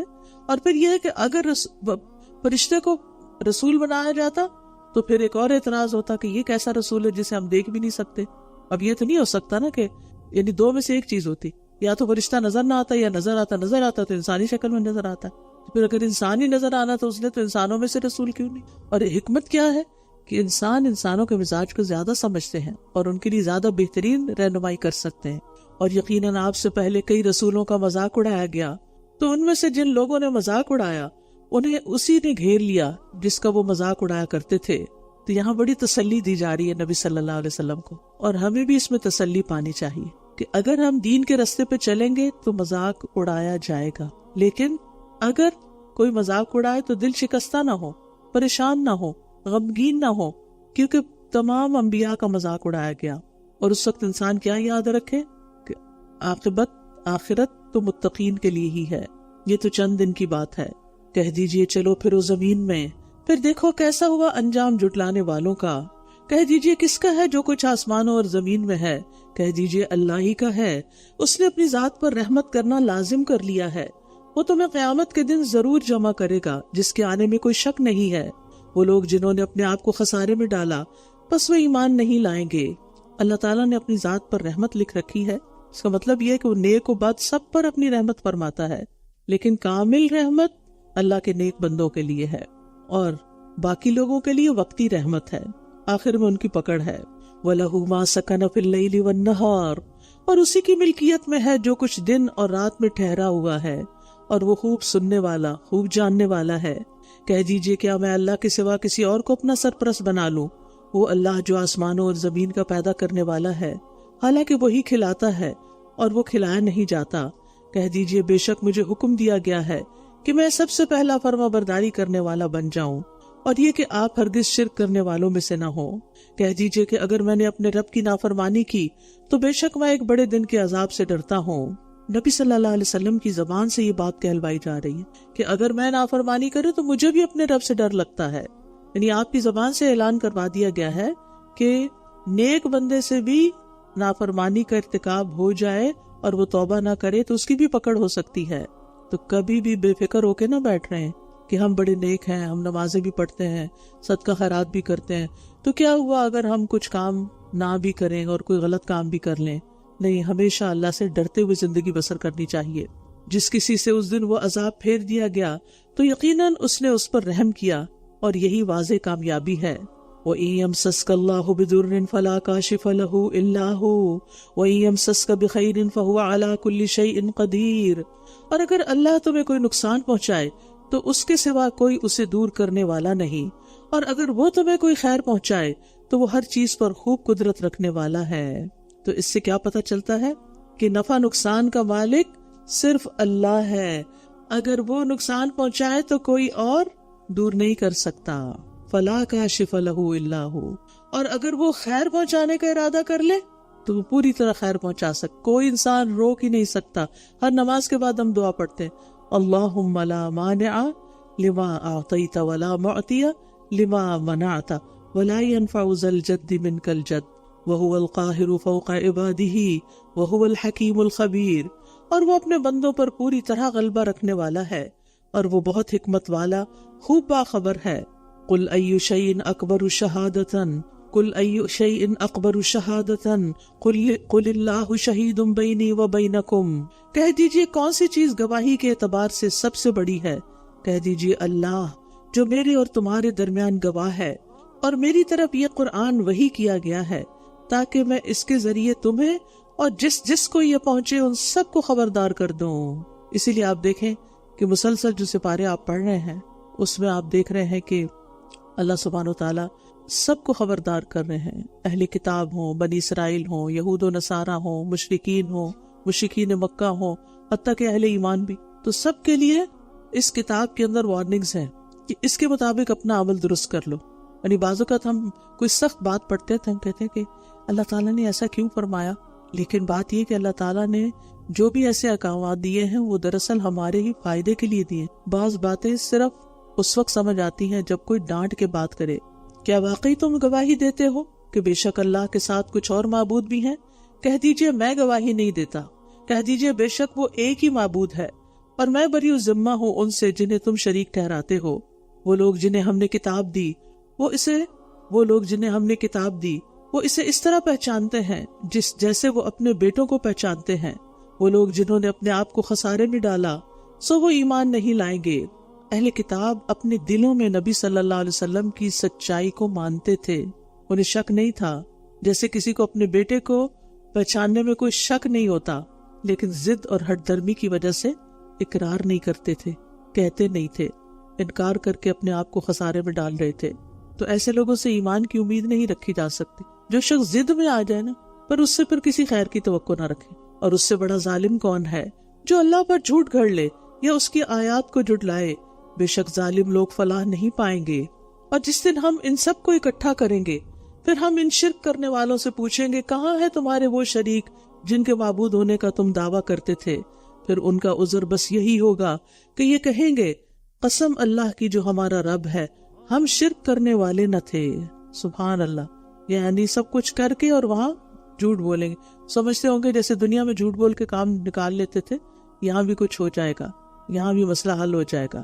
انظر کیف کذبوا علی انفسہم، دیکھیے کیسے انہوں نے خود اپنے بارے میں جھوٹ بولا، اور ان سے گم ہو گئے وہ سب جو یہ کھڑا کرتے تھے، اور ان سے گم ہو گئے وہ سب جو یہ کھڑا کرتے تھے، اور ان میں سے کوئی وہ ہے جو آپ کی طرف کان لگاتا ہے، اور ہم نے ان کے دلوں پر پردے ڈال دیے ہیں کہ وہ اسے سمجھ ہی نہ سکیں، اور ان کے کانوں میں بوجھ ہے، اور اگر یہ ہر نشانی دیکھ لیں تب بھی اس پر ایمان نہیں لائیں گے، یہاں تک کہ جب یہ آپ کے پاس آتے ہیں تو آپ سے جھگڑا کرتے ہیں۔ یہ لوگ جنہوں نے کفر کیا کہتے ہیں کہ یہ تو محض پہلوں کی کہانیاں ہیں، اور یہ دوسروں کو بھی اس سے روکتے ہیں اور خود بھی اس سے رکے رہتے ہیں، اور یہ محض اپنے آپ ہی کو ہلاک کر رہے ہیں، اور یہ شعور نہیں رکھتے۔ یعنی یہ لوگ صرف خود ہی قرآن کے بارے میں ڈاؤٹس نہیں رکھتے یا تان و تشنیع نہیں کرتے، بلکہ اوروں کو بھی اس طرف آنے سے روکتے ہیں۔ اور آپ دیکھیے افسوس کے ساتھ کہنا پڑتا ہے کہ ہم مسلمانوں کے اندر ایسے لوگ ہیں کہ جو قرآن پڑھنے سے لوگوں کو خاص طور پر ترجمہ پڑھنے سے روکتے ہیں اور خود بھی دور رہتے ہیں۔ اور اگر آپ وہ وقت دیکھیں جب یہ آگ پر کھڑے کیے جائیں گے تو یہ کہیں گے اے کاش ہم واپس لوٹا دیے جائیں اور ہم اپنے رب کی آیات کو نہ جھٹلائیں اور ہم ایمان لانے والوں میں سے ہو جائیں، بلکہ ان کے لیے وہ سب ظاہر ہو جائے گا جو اس سے پہلے یہ چھپایا کرتے تھے، اور اگر یہ دنیا میں لوٹا بھی دیے جائیں تو یہ ضرور وہی کچھ کریں گے جس سے یہ روکے گئے تھے، اور بلا شبہ یقیناً یہ جھوٹے ہیں۔ یعنی قیامت کے دن ہر چیز کی حقیقت کھل جائے گی۔ اس سے پہلے جس کفر اور شرک اور نفاق کو وہ جھوٹی قسمیں کھا کے چھپانے کی کوشش کر رہے تھے، اس کی اصل حقیقت کھل جائے گی۔ وَقَالُوا إِنْ هِيَ إِلَّا حَيَاتُنَا الدُّنْيَا وَمَا نَحْنُ بِمَبْعُوثِينَ، اور یہ کہتے ہیں کہ ہماری یہ دنیا کی زندگی ہی اصل زندگی ہے اور ہم ہرگز اٹھائے جانے والے نہیں ہیں۔ یعنی قیامت کا انکار کرتے ہیں، مرنے کے بعد دوبارہ زندہ ہونے کا انکار کرتے ہیں۔ اور اگر آپ وہ وقت دیکھیں جب یہ اپنے رب کے سامنے کھڑے کیے جائیں گے تو وہ فرمائے گا کیا یہ حق نہیں ہے؟ یہ کہیں گے کیوں نہیں، ہمارے رب کی قسم۔ وہ فرمائے گا پھر چکھو عذاب اس کفر کی وجہ سے جو تم کیا کرتے تھے۔ قد خسر الذین کذبوا بلقاء اللہ، یقیناً خسارے میں رہے وہ لوگ جنہوں نے اللہ کی ملاقات کو جھٹلایا۔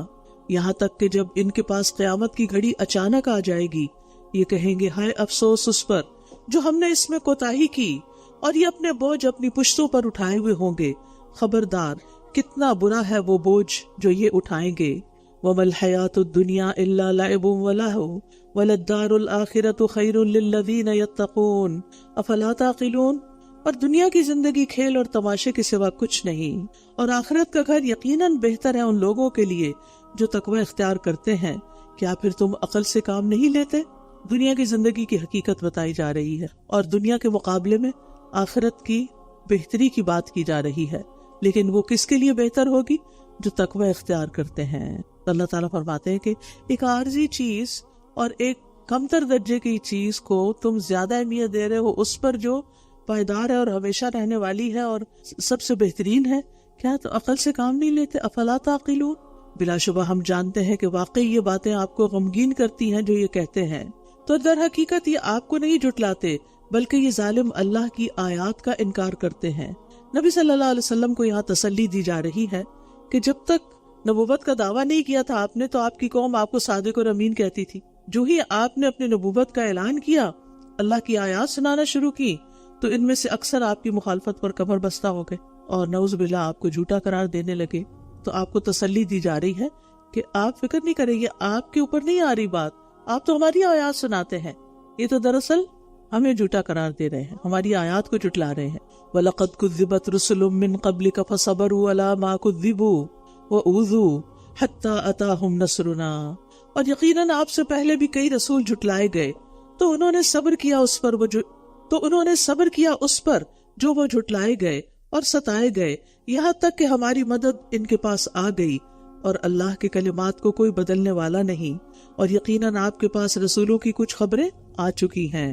اس سے پتہ چلتا ہے کہ دوسروں کے جھٹلانے کی پرواہ کیے بغیر سکون سے دعوت کا کام جاری رکھنا چاہیے. سب لوگ آپ کے ہم خیال نہیں ہو سکتے، آپ سے متفق نہیں ہو سکتے، آپ کے ساتھ نہیں چل سکتے، تو کیا آپ ان کے الگ ہونے پر غمگین ہی ہوتے رہیں گے، دکھی ہوتے چلے جائیں گے؟ نہیں، آپ اپنا سفر جاری رکھیں، جو کام کرنا ہے وہ کرتے رہیں اور صبر سے کام لیں. اور اگر ان کا اعراض کرنا آپ پر بہت بھاری ہے تو اگر آپ میں استطاعت ہے کہ زمین میں ایک سرنگ تلاش کر سکیں یا آسمان میں ایک سیڑھی لگا سکیں، پھر ان کے پاس کوئی نشانی لے آئیں تو ایسا کر دیکھیں. اور اگر اللہ چاہتا تو ضرور ان سب کو ہدایت پر جمع کر دیتا، بس آپ ہرگز نادان لوگوں میں سے نہ ہوں. بے شک بات کو وہی قبول کرتے ہیں جو سنتے ہیں، اور رہے مردے تو اللہ ہی انہیں اٹھائے گا، پھر اسی کی طرف وہ لوٹائے جائیں گے. تو اس سے کیا پتہ چلتا ہے کہ مردے نہیں سنتے اور جو سنتے ہیں وہ جواب دیتے ہیں. تو مردوں کا جواب کبھی سنا آپ نے؟ جو لوگ قبروں پہ جا کے ان سے دعائیں کرتے ہیں، کیا انہوں نے کوئی جواب دیا کبھی؟ اور اگر دیا تو وہ کبھی سنا آپ نے؟ نہیں. تو پھر کیوں پکارتے ہیں؟ کیا اللہ السمیع ہے؟ یقین ہے. تو جس کا سننا یقینی ہے اس سے تو آپ مانگ نہیں رہے، اور جو سن نہیں رہے یا اگر بفرض محال کہے کہ سن رہے تھے تو جواب بھی نہیں دیتے، تو ان کو آپ پکارے چلے جا رہے ہیں اور اپنا ایمان برباد کر رہے ہیں. اور یہ کہتے ہیں اس نبی پر اس کے رب کی طرف سے کوئی نشانی کیوں نہیں اتاری گئی؟ کہہ دیجئے بے شک اللہ اس پر قادر ہے کہ وہ کوئی نشانی اتارے، لیکن ان کی اکثریت علم نہیں رکھتی. منکرین نبوت کا ایک اور شبہ ہے اور اس کا جواب دیا جا رہا ہے کہ اگر یہ اللہ کے رسول ہے تو اپنے ساتھ نظر آنے والا کوئی معجزہ کیوں نہیں لے کر آتے جسے دیکھ کے ہر شخص مان جائے کہ واقعی یہ رسول ہے. تو اللہ سبحانہ وتعالیٰ نے جواب دیا کہ اللہ ایسا کرنے پر قادر ہے، مگر اس کی حکمت اور مصلحت ہے کہ اگر صاف کھلی نشانی آ جائے اور پھر لوگ نہ مانے اس کو تو فوراً عذاب آ جائے گا. تو اس کی رحمت کا تقاضا ہے کہ ان کو ہلاک نہ کیا جائے، مگر ان کے اکثر اس بات کو نہیں جانتے، کیونکہ بعض اوقات انسان اپنے لیے بظاہر خیر مانگ رہا ہوتا ہے لیکن وہ اس کے لیے شر ہوتا ہے، اپنی کم عقلی کی وجہ سے، اپنی ناسمجھی کی وجہ سے. تو بات یہ ہے کہ اللہ تو قادر ہے، وہ کوئی بھی نشانی لا سکتا ہے. لیکن کوئی ایک مثال دیجئے کہ نشانیاں دیکھ کر واقعی لوگ ایمان لے آئے سوائے فرعون کے جادوگروں کے. عام طور پر کیا ہوتا ہے، قوم صالح کو اونٹنی دکھائی گئی، اہل مکہ نے چاند کا اپنے آنکھوں سے نیکڈ آئیز سے چاند کا 2 حصوں میں بٹنا اور پھر 2 مختلف سمت سے دوبارہ واپس جا کے جڑنا، یہ سب انہوں نے دیکھا، لیکن ضد کا شکار تھے، اس لیے سننا ہی نہیں چاہتے تھے، سنا ہی نہیں. اور زمین میں جتنے بھی جاندار ہیں اور جتنے بھی پرندے اپنے دونوں پروں کے ساتھ اڑتے ہیں اور جتنے بھی پرندے اپنے دونوں پروں کے ساتھ اڑتے ہیں وہ تمہاری ہی طرح کی امتیں ہیں، ہم نے کتاب میں کسی چیز کی کمی نہیں کی، پھر اپنے رب کی طرف وہ اکٹھے کیے جائیں گے، اپنے رب کی طرف وہ اکٹھے کیے جائیں گے۔ اس سے یہ پتہ چلتا ہے کہ قیامت کے دن انہیں بھی اٹھایا جائے گا، لیکن ان کا آپس میں بدلے دلا کر حساب چکا دیا جائے گا، ان کو بعد میں ختم کر دیا جائے گا، کوئی عذاب ثواب نہیں ہوگا۔ لیکن اگر ایک سینگ والی بکری نے بے سینگ بکری کو ٹکر ماری ہوگی تو اس کا بھی بدلہ دلوایا جائے گا، یعنی جتنی ان کو سینس تھی اس کے مطابق ان کا بھی حساب ہے۔ والذین کذبوا بآیاتنا صم وبکم فی الظلمات، اور جن لوگوں نے ہماری آیات کو جھٹلایا وہ بہرے اور گنگے ہیں، اندھیروں میں ہیں، جسے اللہ چاہتا ہے اسے بھٹکا دیتا ہے اور جسے چاہتا ہے اسے سیدھے رستے پر ڈال دیتا ہے۔ کہہ دیجئے کیا تم نے کبھی غور کیا کہ اگر تمہارے پاس اللہ کا عذاب آ جائے یا تم پر قیامت کی گھڑی آ جائے تو کیا اس وقت تم اللہ کے سوا کسی اور کو پکارو گے؟ اگر تم اپنی بات میں سچے ہو تو بتاؤ، مشکل وقت میں کس کو پکارتے تھے اہل مکہ بھی؟ اللہ سبحانہ تعالیٰ کو، اور سارے بت بھول جاتے تھے، بلکہ صرف اسی کو تم پکارو گے، پھر اگر وہ چاہے گا تو اس مصیبت کو دور کر دے گا جس کے لیے تم اسے پکارو گے، اور تم بھول جاؤ گے جنہیں تم شریک ٹھہراتے تھے۔ اور یقیناً ہم نے آپ سے پہلے کئی امتوں کی طرف رسول بھیجے، پھر ہم نے انہیں تنگی اور تکلیف کے ساتھ پکڑ لیا تاکہ وہ بھی عاجزی کریں، پھر کیوں نہ انہوں نے عاجزی اختیار کی جب ان پر ہمارا عذاب آیا، پھر کیوں انہوں نے عاجزی اختیار نہ کی جب ان پر ہمارا عذاب آیا، بلکہ ان کے دل اور سخت ہو گئے، اور شیطان نے ان کے لیے خوبصورت بنا دیا جو کچھ وہ کیا کرتے تھے۔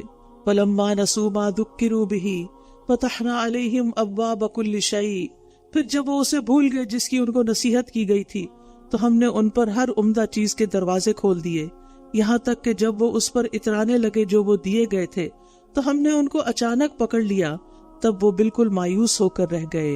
بس جڑ کاٹ دی گئی ان لوگوں کی جنہوں نے ظلم کیا تھا، اور سب تعریف اللہ کے لیے ہے جو سارے جہانوں کا رب ہے۔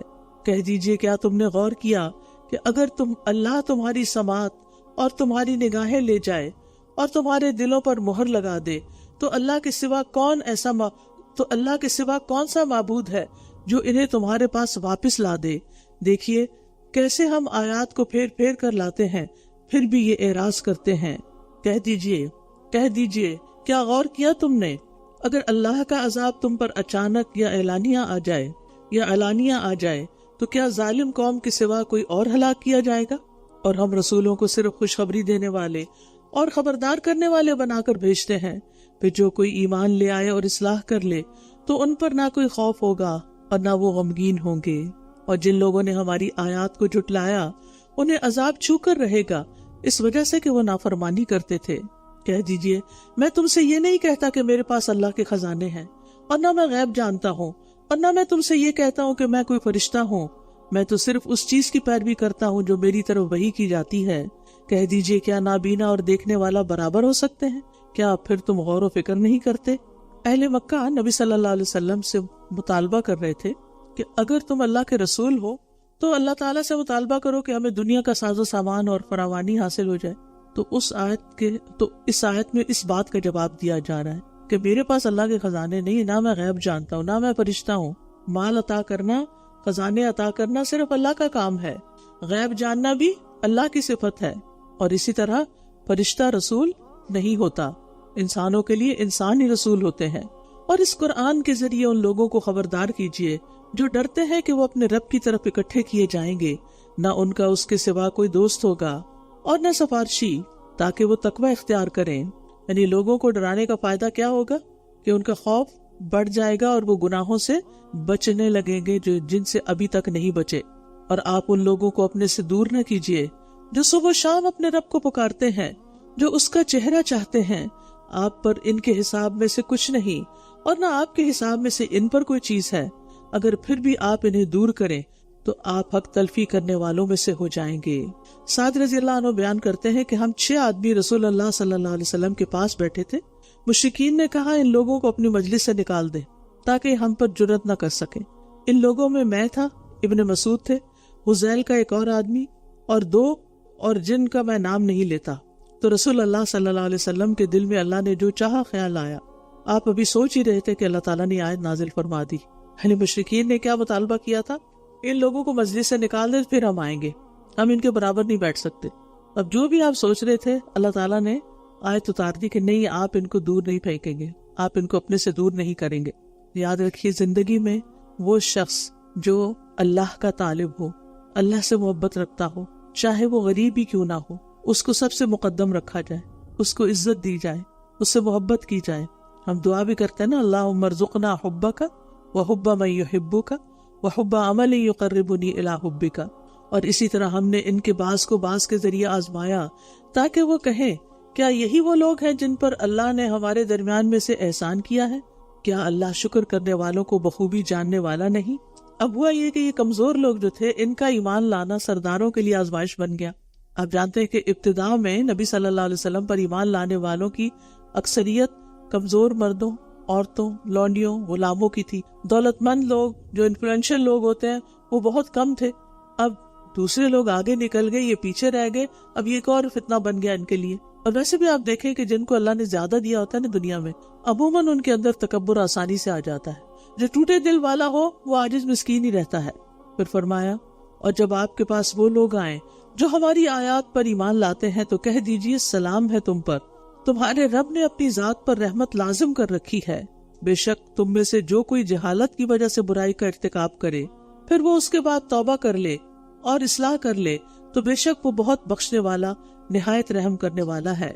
یہاں کمزور اہل ایمان کی عزت افزائی کی گئی ہے کیونکہ وہ ان کو سردار لوگ کیا چاہتے تھے، ان کو نبی صلی اللہ علیہ وسلم اپنے سے دور ہٹا دے۔ تو اللہ تعالیٰ نے ایسے لوگوں کو خوشخبری دی کہ یہ اسلام لانے کے بعد اللہ کے عذاب سے امن میں آ گئے ہیں۔ اب ان کی ان اعمال پر پکڑ نہیں ہوگی جو انہوں نے کفر کی زندگی میں کیے تھے۔ وَكَذَلِكَ نُفَصِّلُ الْآيَاتِ وَلِتَسْتَبِينَ سَبِيلُ الْمُجْرِمِينَ، اور اسی طرح ہم آیات کو کھول کھول کر بیان کرتے ہیں اور تاکہ مجرموں کا راستہ خوب واضح ہو جائے، پتہ چل جائے کہ کون حق پر ہے اور کون بھٹکا ہوا۔ قُلْ إِنِّي نُهِيتُ أَنْ أَعْبُدَ الَّذِينَ تَدْعُونَ مِن دُونِ اللَّهِ، کہہ دیجئے بے شک مجھے اس سے روک دیا گیا ہے کہ میں ان کی عبادت کروں جنہیں تم اللہ کو چھوڑ کر پکارتے ہو۔ کہہ دیجئے میں تمہاری خواہشات کی پیروی نہیں کروں گا، ورنہ تب تو میں بھٹک جاؤں گا اور ہدایت پانے والوں میں سے نہ ہوں گا۔ کہہ دیجئے یقیناً میں اپنے رب کی طرف سے ایک واضح دلیل پر ہوں اور تم نے اسے جھٹلا دیا۔ میرے پاس وہ چیز نہیں ہے جسے تم جلدی طلب کر رہے ہو، حکم تو صرف اللہ ہی کا ہے، وہ حق بیان کرتا ہے اور وہ فیصلہ کرنے والوں میں سب سے بہتر ہے۔ کہہ دیجئے اگر میرے پاس وہ ہوتا جو تم جلدی طلب کر رہے ہو، یعنی عذاب، تو میرے اور تمہارے درمیان معاملے کا فیصلہ ضرور ہو چکا ہوتا، اور اللہ ظالموں کو خوب جانتا ہے۔ یعنی کسی قوم پر عذاب اس کے نبی کی مرضی سے نہیں آیا، اللہ کی مرضی سے آیا، یعنی عذاب کا فیصلہ بھی اللہ کے اختیار میں ہے۔ وَعِندَهُ مَفَاتِحُ الْغَيْبِ لَا يَعْلَمُهَا إِلَّا هُوَ، اور اسی کے پاس غیب کی کنجیاں ہیں جنہیں اس کے سوا کوئی نہیں جانتا۔ وَيَعْلَمُ مَا فِي الْبَرِّ وَالْبَحْرِ، اور وہ جانتا ہے جو کچھ خشکی اور سمندر میں ہے، اور کوئی پتا نہیں گرتا مگر وہ اس کو جانتا ہے، اور نہ کوئی دانہ زمین کے اندھیروں میں، اور نہ کوئی تر چیز، اور نہ کوئی خشک مگر سب ایک واضح کتاب میں ہے۔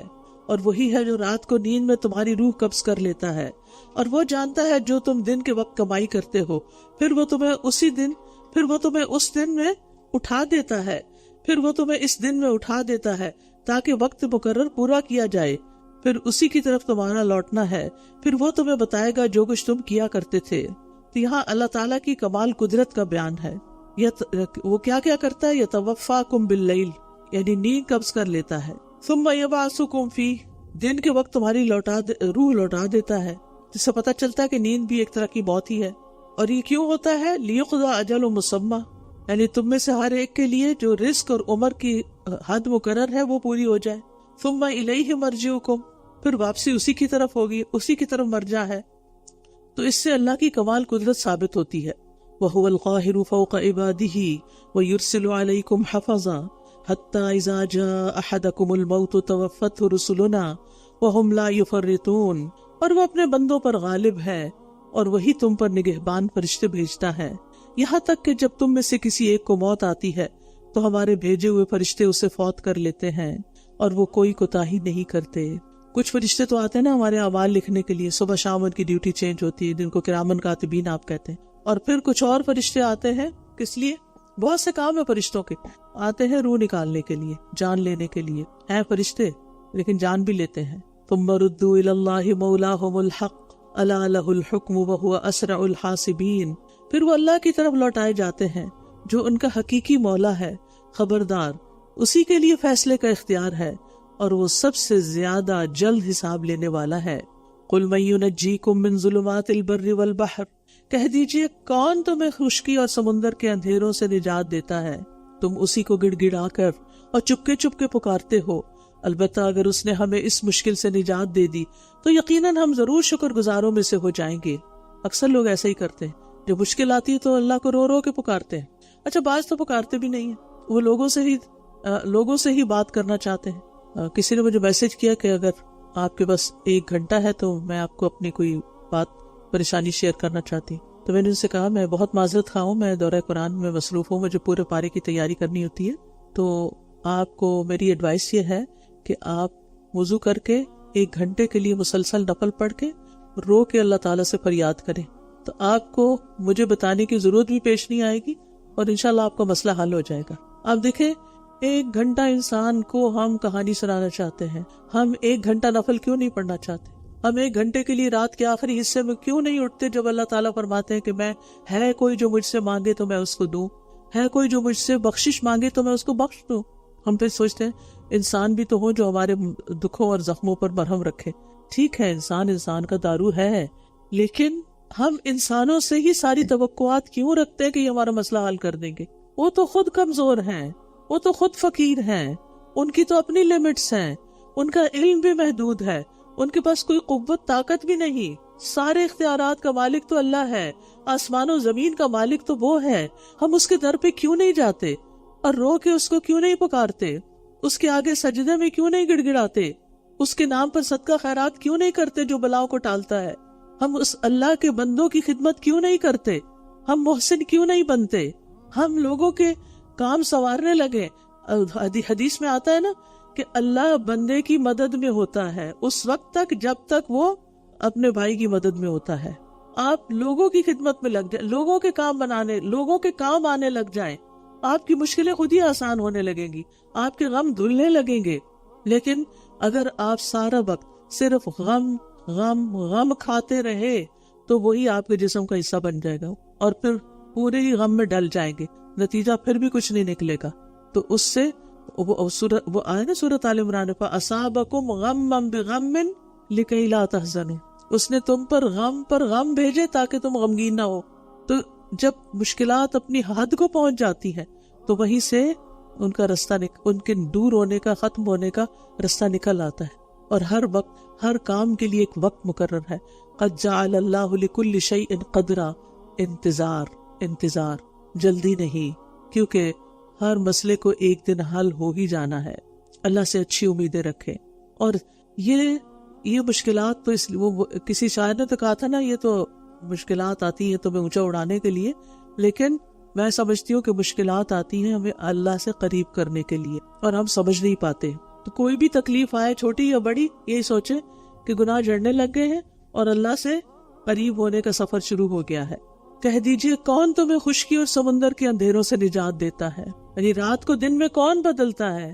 اللہ. تو غموں کے اندھیرے کو کون بدل سکتا ہے؟ اللہ. تم اسی کو گڑ گڑا کر اور چپکے چپکے پکارتے ہو.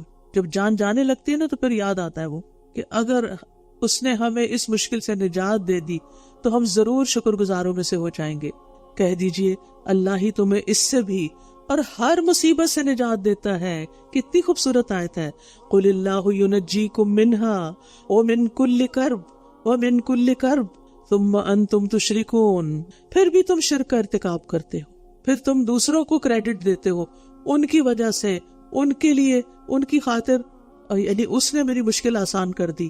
مشکل تو اصل میں اللہ ہی آسان کرتا ہے.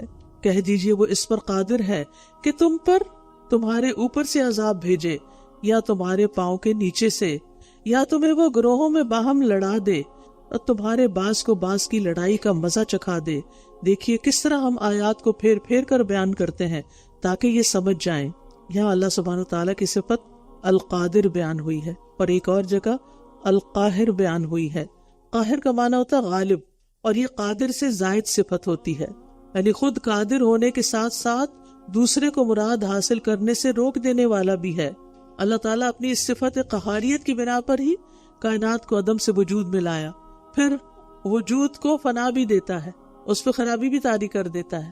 تو جتنا بھی اس دنیا میں پیدا ہونے اور فنا ہونے کا کام ہو رہا ہے سب اسی کے حکم سے ہو رہا ہے۔ یہ اللہ تعالیٰ کی قہاریت کا مظہر ہے کہ اصل غالب وہ ہے۔ اور اوپر سے عذاب سے مراد آسمان سے جیسے بارش کی کثرت، ہواؤں کا چلنا، پتھروں کا برسایا جانا، حکام کی طرف سے ظلم و ستم، جو آپ کے اوپر ہے وہ آپ پر ظلم کرے، چاہے وہ بڑا بھائی ہے یا شوہر ہے یا کوئی اور ہے۔ او من تحت ارجلکم، جیسے پاؤں کے نیچے سے جیسے دنسایا جانا، طوفانی سیلاب جس میں سب کچھ غرق ہو جائے، یا ماتحت غلام نوکر چاکر وہ بددیانت ہو جائے، خائن ہو جائے، ستائیں، کام نہ کر کے دے، او یلبسکم شیعا، یا تمہارے معاملے کو مخلط مت کر دے، مشتبہ کر دے، کنفیوژن آ جائے جس کی وجہ سے تم گروہوں اور جماعتوں میں بٹ جاؤ، وَيُذِيقَ بَعْضَكُمْ بَأْسَ بَعْضٍ، یا پھر کیا کرے تمہارا ایک دوسرے کو قتل کرنا اور ایک دوسرے کو مزہ چکھانا، اس کی راہ کھل جائے۔ نبی صلی اللہ علیہ وسلم پر جب یہ آیت اتری تو اس پر آپ نے دعا کی تھی، اعوذ بوجہک، اعوذ بوجہک، اور تیسری دفعہ آپ نے فرمایا کہ یہ عذاب ہلکا اور آسان ہے گروہوں میں بٹنے والا۔ وَكَذَّبَ بِهِ قَوْمُكَ وَهُوَ الْحَقُّ قُلْ لَسْتُ عَلَيْكُمْ بِوَكِيلٍ، اور آپ کی قوم نے اس وعید کو جھٹلا دیا حالانکہ یہ حق ہے، کہہ دیجئے میں تم پر کوئی نگہبان نہیں ہوں، میرا کام تو بس پہنچا دینا ہے۔ لِكُلِّ نَبَإٍ مُسْتَقَرٌّ وَسَوْفَ تَعْلَمُونَ، ہر خبر کا ایک وقت مقرر ہے اور ان قریب تم جان لو گے، سب کچھ پتہ چل جائے گا۔ وہ کہتے تھے نا قیامت کیوں نہیں آ جاتی، کب آئے گی، اس کا ایک وقت مقرر ہے، وہ تبھی آئے گی۔ اور جب آپ لوگوں کو دیکھیں کہ وہ ہماری آیات میں بحث کر رہے ہیں تو آپ ان سے اعراض برتیں، یعنی آپ بحث میں نہ پڑیں یہاں تک کہ وہ اس کے علاوہ کسی اور بات میں مشغول ہو جائیں۔ اور اگر شیطان آپ کو بھلوا دے تو یاد آنے کے بعد آپ ظالم قوم کے ساتھ نہ بیٹھیں۔ تو یاد رکھیے دین کے معاملے میں بحث مباحثہ نہیں کرنا چاہیے، دلیل سے بات دوسرے کو سمجھا دے، وہ مان جائے تو ویل اینڈ گڈ، نہ مانے تو سلام علیکم لا نبتغی الجاہلین، کیونکہ یہ تو ہمارا بھی دماغ پھیر دیں گے۔ جب حق آپ کے پاس آ جائے، اللہ آپ کو دین کی سمجھ دے دے، تو جو لوگ آپ کو بہکانے کا کام کریں پھر آپ ان کے ساتھ زیادہ انڈلج نہ ہوں اس بحث مباحثے میں، کیونکہ اس سے انسان کے پھسلنے کا خطرہ لاحق ہو جاتا ہے۔ اگر آپ سلپری زمین پہ چلیں گے تو کیا ہوگا، ویٹ فلور پہ چلیں گے تو کیا ہوگا، پھسلن، گرنا۔ اور اگر شیطان بلوا دے اور آپ خوب تب گئی بحث اور خوب شروع ہو گیا سلسلہ، تو جو ہی یاد آئے فوراً وِدڈرا کر لیں۔ اور جو لوگ تقوی اختیار کرتے ہیں ان کے ذمہ ان ظالموں کے حساب میں سے کوئی چیز نہیں ہے، لیکن یاد دہانی کروانا ہے تاکہ وہ بچ جائیں۔ یعنی اگر کوئی متقی شخص چاہے کہ ایسے جاہلوں کے پاس نصیحت کے لیے بھی نہ بیٹھے کہ ان کو نصیحت نہ کرے، تو اس کے بارے میں فرمایا اگر وہ نہ بیٹھے تو اس پر ان کے گمراہ رہنے کا کوئی گناہ نہیں، لیکن اگر نصیحت کرے ولیکن ذکرہ تو یہ بہتر ہے، کیونکہ ہو سکتا ہے وہ ڈر جائیں اور اسے نصیحت کرنے کا ثواب مل جائے۔ اور یہ معنی بھی ہو سکتے ہیں کہ پرہیزگار لوگ اگر ان کی مجلس میں نصیحت کے لیے بیٹھ جائیں تو کوئی حرج نہیں، بحث مباحثے کے لیے تو نہیں بیٹھنے کی اجازت، لیکن نصیحت کے لیے بیٹھا جا سکتا ہے۔ وَذَرِ الَّذِينَ اتَّخَذُوا دِينَهُمْ لَعِبًا وَلَهْوًا، اور آپ ان لوگوں کو چھوڑ دیجئے جنہوں نے اپنے دین کو کھیل اور تماشا بنا رکھا ہے، کھیل تماشا، اور دنیا کی زندگی نے انہیں دھوکے میں ڈال رکھا ہے۔ اور آپ اس قرآن کے ساتھ نصیحت کرتے رہیے کہ کہیں کوئی جان اس کمائی کے بدلے جو اس نے کی ہلاکت میں نہ ڈال دی جائے، پھر اللہ کے سوا اس کے لیے نہ کوئی مددگار ہو، اور پھر اللہ کے سوا اس کے لیے نہ کوئی مددگار ہو اور نہ کوئی سفارشی، اور اگر وہ بدلہ دے کسی بھی طرح کا بدلہ تو وہ اس سے ہرگز قبول نہ کیا جائے گا، یہی وہ لوگ ہیں جو اپنی کمائی کی وجہ سے ہلاک کر دیے گئے، ان کے کفر کی وجہ سے جو وہ کیا کرتے تھے، ان کے لیے کھولتے ہوئے پانی سے پینا ہے اور دردناک عذاب ہے۔ پیچھے نصیحت کی بات ہوئی تو یہاں پر کیا کہا جا رہا ہے کہ جن لوگوں نے اپنے دین کو کھیل تماشا بنا رکھا ہے اور دنیا کی زندگی نے انہیں دھوکے میں ڈال رکھا ہے، آخرت کو بھولے بیٹھے ہیں، آپ اس قرآن کے ذریعے انہیں نصیحت کرتے رہیں، سمجھاتے رہیں، یعنی نصیحت کرنا بہتر ہے۔ کہیں ایسا نہ ہو کہ کوئی شخص اپنے کیے کی بدولت ہلاکت میں نہ پڑ جائے، ہلاکت میں نہ ڈال دیا جائے۔ اور اس کے لیے نہ کوئی مددگار ہو، نہ کوئی سفارشی ہو، نہ کوئی فدیہ ہدیہ قبول کیا جائے. اس لیے لوگوں کو بتانا ضروری ہے، سمجھانا ضروری ہے، چاہے وہ آپ کی مخالفت کرے، لیکن بحث میں نہ پڑے. کہہ دیجئے کیا ہم اللہ کے سوا انہیں پکاریں جو نہ ہمیں نفع دے سکتے ہیں اور نہ نقصان، اور ہم اپنی ایڑیوں پر پھیر دیے جائیں اس کے بعد کہ اللہ نے ہمیں ہدایت دے دی. اس شخص کی طرح جسے شیطانوں نے بہکا دیا، زمین میں حیران و پریشان ہے، جبکہ اس کے کچھ ساتھی اسے ہدایت کی طرف بلاتے ہیں کہ ہمارے پاس آ جاؤ. کہہ دیجئے بے شک اللہ کی ہدایت ہی اصل ہدایت ہے. ان ھدی اللہ ھو الھدی. یہ جو الہدا کا نام بھی رکھا گیا نا، اس کی نسبت بھی یہی ہے کہ یہاں ہدایت کا ذریعہ قرآن و سنت ہے.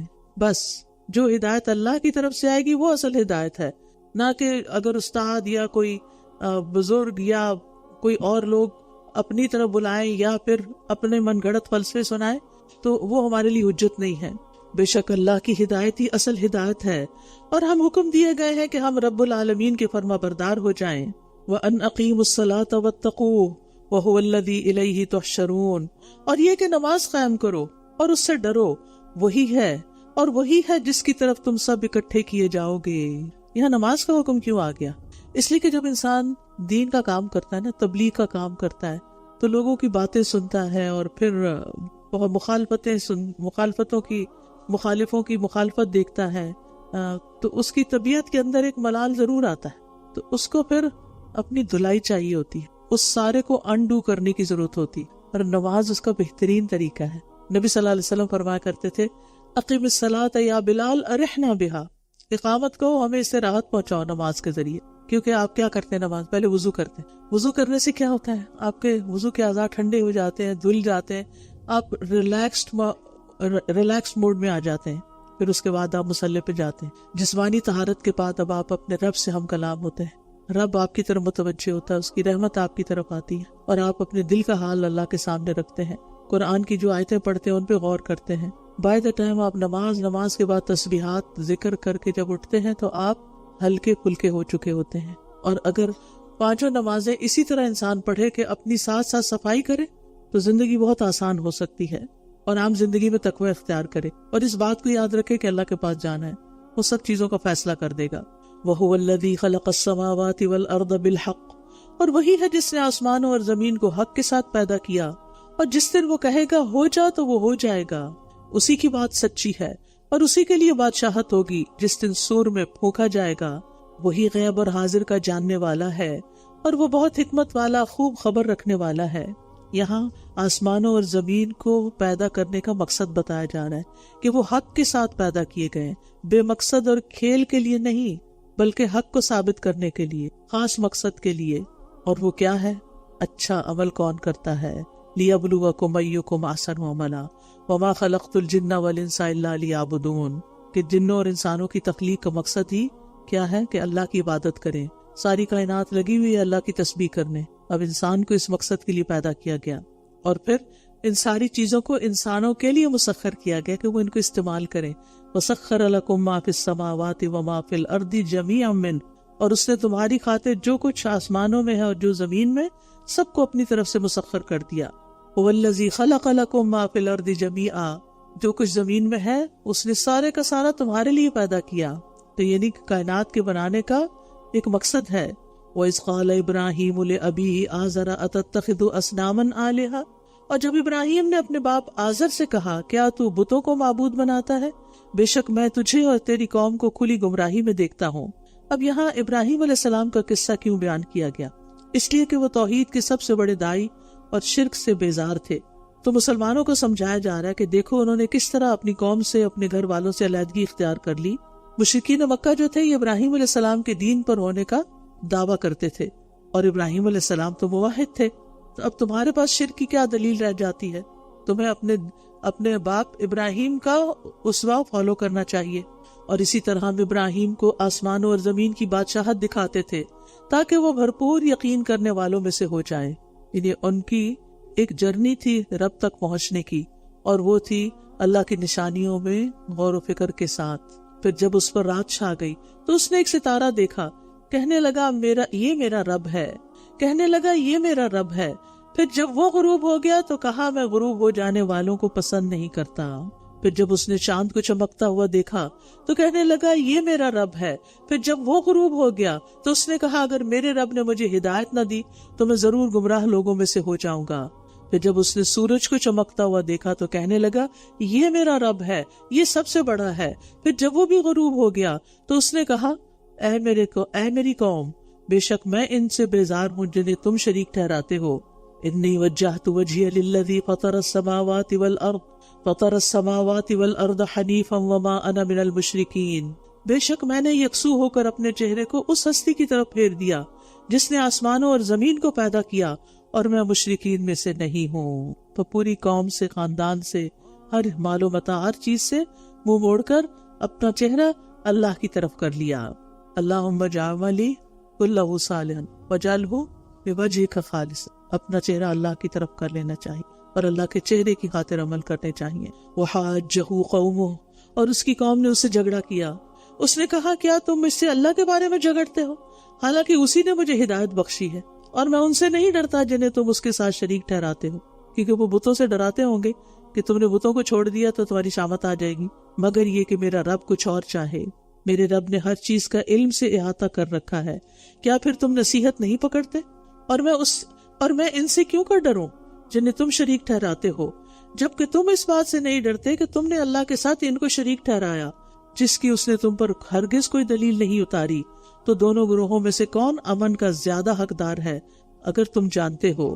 وہ لوگ جو ایمان لائے اور انہوں نے اپنے ایمان کو ظلم یعنی شرک کے ساتھ خلط ملط نہیں کیا، وہی لوگ ہیں جن کے لیے امن ہے اور وہی ہدایت یافتہ ہیں. ایمان میں ظلم شامل کرنے سے کیا مراد ہے؟ شرک کرنا. جب یہ آیت اتری تو صحابہ اس کے لیے بڑا مشکل ہو گیا. انہوں نے نبی صلی اللہ علیہ وسلم سے عرض کیا ہم میں سے کون ہے جس نے اپنی جان پہ کوئی ظلم نہ کیا ہو، یعنی گناہ نہ کیا ہو؟ تو آپ نے فرمایا جو تم سمجھ رہے ہو وہ بات نہیں. کیا تم نے لقمان کا قول نہیں سنا جو وہ اپنے بیٹے سے کہہ رہے تھے ان الشرک لظلم عظیم، کہ شرک تو ظلم عظیم ہے، بہت بڑا ظلم ہے. اللہ تعالیٰ چھوٹے بڑے ظاہری باطنی ہر طرح کے شرک سے محفوظ رکھے. وَتِلْكَ حُجَّتُنَا آتَيْنَاهَا إِبْرَاهِيمَ، اور یہ ہماری حجت تھی جو ہم نے ابراہیم کو اس کی قوم کے مقابلے پر دی تھی. ہم جس کو چاہتے ہیں درجات میں بلندی عطا کرتے ہیں. بے شک آپ کا رب بہت حکمت والا، بہت علم والا ہے. سبحان اللہ. اللہ جس کو چاہے ہدایت دیتے نا، اور اللہ دل دیکھتا ہے نا، اور ہمارا ارادہ اور نیت دیکھتا. ہم کیا چاہتے ہیں؟ کیا ہم بھی واقعی چاہتے ہیں ہدایت چاہتے ہیں، ایمان میں اضافہ چاہتے ہیں؟ اگر واقعی چاہتے ہیں تو اللہ تعالیٰ رستے کھول دے گا. اس لیے آپ جب دعا کریں نا تو آپ دعا کیا کریں یا معلم ابراہیم علمنی، یا مفہم سلیمان فہمنی، کہ اللہ تو نے ان کو سکھایا سمجھایا، ہمیں بھی سمجھا دے. تو مشکل سے مشکل مرحلے، مشکل سے مشکل مسائل آپ کے لیے آسان ہو جائیں گے. وَوَهَبْنَا لَهُ إِسْحَاقَ وَيَعْقُوبَ، اور ہم نے اس کو اسحاق اور یعقوب عطا کیے. ہر ایک کو ہم نے ہدایت بخشی، اور اس سے پہلے نوح کو ہم نے ہدایت بخشی، اور اس کی اولاد میں سے داؤد اور سلیمان اور ایوب اور یوسف اور موسیٰ اور ہارون کو بھی، اور نیکی کرنے والوں کو ہم ایسا ہی بدلہ دیتے ہیں. اور زکریا اور یحییٰ اور عیسیٰ اور الیاس کو، یہ سب کے سب نیک لوگوں میں سے تھے. اور اسماعیل اور الیسع اور یونس اور لوط کو بھی، اور ہر ایک کو ہم نے تمام جہان والوں پر فضیلت عطا کی. اللہ کا ایک نبی ایک طرف اور پوری دنیا کے لوگ ایک طرف، کتنا بڑا مرتبہ اور فضیلت ہے انبیاء کی. اور بعض لوگ ان کے بارے میں ایسے بات کرتے ہیں جیسے اپنے کسی چھوٹے بھائی کی بات کر رہے ہیں. وَمِنْ آبَائِهِمْ وَذُرِّيَّاتِهِمْ وَإِخْوَانِهِمْ وَاجْتَبَيْنَاهُمْ وَهَدَيْنَاهُمْ إِلَىٰ صِرَاطٍ مُسْتَقِيمٍ، اور ان کے آباء و اجداد اور ان کی اولاد اور ان کے بھائیوں میں سے بھی، اور ہم نے ان کو چن لیا اور انہیں سیدھے رستے کی طرف ہدایت بخشی. ذَلِكَ هُدَى اللَّهِ يَهْدِي بِهِ مَن يَشَاءُ مِنْ عِبَادِهِ، یہ اللہ کی ہدایت ہے جس کے ذریعے وہ اپنے بندوں میں سے جسے چاہتا ہے ہدایت دیتا ہے. اور اگر یہ پیغمبر بھی شرک کرتے تو جو عمل وہ کرتے تھے وہ ضرور ان سے ضائع ہو جاتے. یہاں 18 پیغمبروں کا نام لے کر ان کے ساتھ ان کے آباء اور اولاد اور اخوان ان کا ذکر فرمایا کہ اگر بفرض محال نبی یا اس کے رشتہ دار بھی شرک کر بیٹھتے تو ان کا کیا کرایا سب ضائع ہو جاتا، کیونکہ شرک کے ساتھ کوئی بڑے سے بڑا عمل بھی قبول نہیں ہوتا اور چھوٹے سے چھوٹا بھی قبول نہیں ہوتا، کیونکہ اللہ تعالیٰ فرماتے ہیں لَإِنْ أَشْرَكْتَ لَيَحْبَطَنَّ عَمَلُكَ، اگر تم نے شرک کیا تو تمہارا سارا عمل ضائع ہو جائے گا. أُولَئِكَ الَّذِينَ آتَيْنَاهُمُ الْكِتَابَ وَالْحُكْمَ وَالنُّبُوَّةَ، یہی وہ لوگ ہیں جنہیں ہم نے کتاب، حکمت اور نبوت عطا کی تھی. پھر اگر یہ لوگ اس نبوت کا انکار کرتے ہیں تو یقیناً ہم نے اس کے لیے ایسے لوگوں کو مقرر کر دیا ہے جو اس کا انکار کرنے والے نہیں. یعنی اہل مکہ اگر تم نہیں مانتے، اور بہت سے لوگ آئندہ آئیں گے کہ جو اس کو مانیں گے. اولئک الذین ھدی اللہ فبہداہ مقتدی، یہی وہ لوگ ہیں جنہیں اللہ نے ہدایت دی، پس آپ ان کی ہدایت کی پیروی کیجیے. کہہ دیجیے میں تم سے اس پر کسی اجرت کا سوال نہیں کرتا، یہ تو صرف ایک نصیحت ہے تمام جہان والوں کے لیے. اور انہوں نے اللہ کی قدر نہ کی جیسے اس کی قدر کا حق تھا. جب انہوں نے کہا کہ اللہ نے کسی انسان پر کوئی چیز نازل نہیں کی، کہہ دیجئے اللہ نے وہ کتاب نازل کی جو موسیٰ علیہ السلام لے کر آئے، جو لوگوں کے لیے نور اور ہدایت تھی. تم اسے ورق بنا لیتے ہو، اور تم اس کا کچھ حصہ نازل کرتے ہو، تم اس کا کچھ حصہ ظاہر کرتے ہو، اور بہت کچھ تم چھپا جاتے ہو. اور تم وہ سکھائے گئے ہو جو تم جانتے نہیں تھے، اور نہ تمہارے باپ دادا اور نہ تمہارے آباء و اجداد. کہہ دیجئے اللہ نے نازل کی، پھر انہیں چھوڑ دیجئے وہ اپنی بحثوں میں کھیلتے رہیں. یہاں اللہ سبحانہ وتعالیٰ کا ایک شکوہ ہے، اور وہ کیا کہ تم نے اللہ کی ویسے قدر نہیں کی جیسے کہ اس کی قدر کا حق ہے. قدر کا معنی ہوتا ہے اندازہ کرنا، کسی چیز کی اصل حقیقت کو جاننا، اس کی معرفت حاصل کرنا. مشرکین مکہ جو تھے وہ رسولوں کا انکار کرتے تھے، کتب کے نازل ہونے کا انکار کرتے تھے. تو اس سے صاف پتہ چلتا ہے کہ انہیں اللہ کی صحیح معرفت حاصل ہی نہیں، ورنہ وہ ان چیزوں کا انکار نہ کرتے. اور یہ ایک کتاب ہے جسے ہم نے نازل کیا، بہت برکت والی ہے، تصدیق کرنے والی ہے اس کی جو اس سے پہلے ہے، اور تاکہ آپ اہل مکہ کو اور جو اس کے ارد گرد ہیں انہیں ڈرائیں. اور جو لوگ آخرت پر ایمان رکھتے ہیں وہ اس پر بھی ایمان لاتے ہیں، اور جو آخرت پر ایمان لاتے ہیں اور جو آخرت پر ایمان رکھتے ہیں وہ اس پر بھی ایمان لاتے ہیں، اور وہ اپنی نمازوں کی حفاظت کرتے ہیں. اور اس سے بڑا ظالم کون ہے جو اللہ پر جھوٹ گھڑ لے یا وہ کہے کہ میری طرف وحی کی گئی ہے حالانکہ اس کی طرف کوئی وحی نہیں کی گئی، اور جو کہے میں ضرور نازل کروں گا اس کی مانند جو اللہ نے نازل کیا. اور اگر آپ اس وقت دیکھ سکتے جب یہ ظالم لوگ موت کی سختیوں میں ہوتے ہیں اور فرشتے اپنے ہاتھ پھیلائے ہوئے ہوتے ہیں، کہتے ہیں نکالو اپنی جانیں، آج تم رسوائی کا عذاب دیے جاؤ گے، اس لیے کہ تم اللہ پر ناحق باتیں کہتے تھے اور تم اس کی آیات سے تکبر کرتے تھے. تو سب سے بڑا ظالم کون ہے اس آیت کے مطابق؟ کتاب الہی کا انکار کرنے والے، جھوٹی نبوت کا دعویٰ کرنے والے.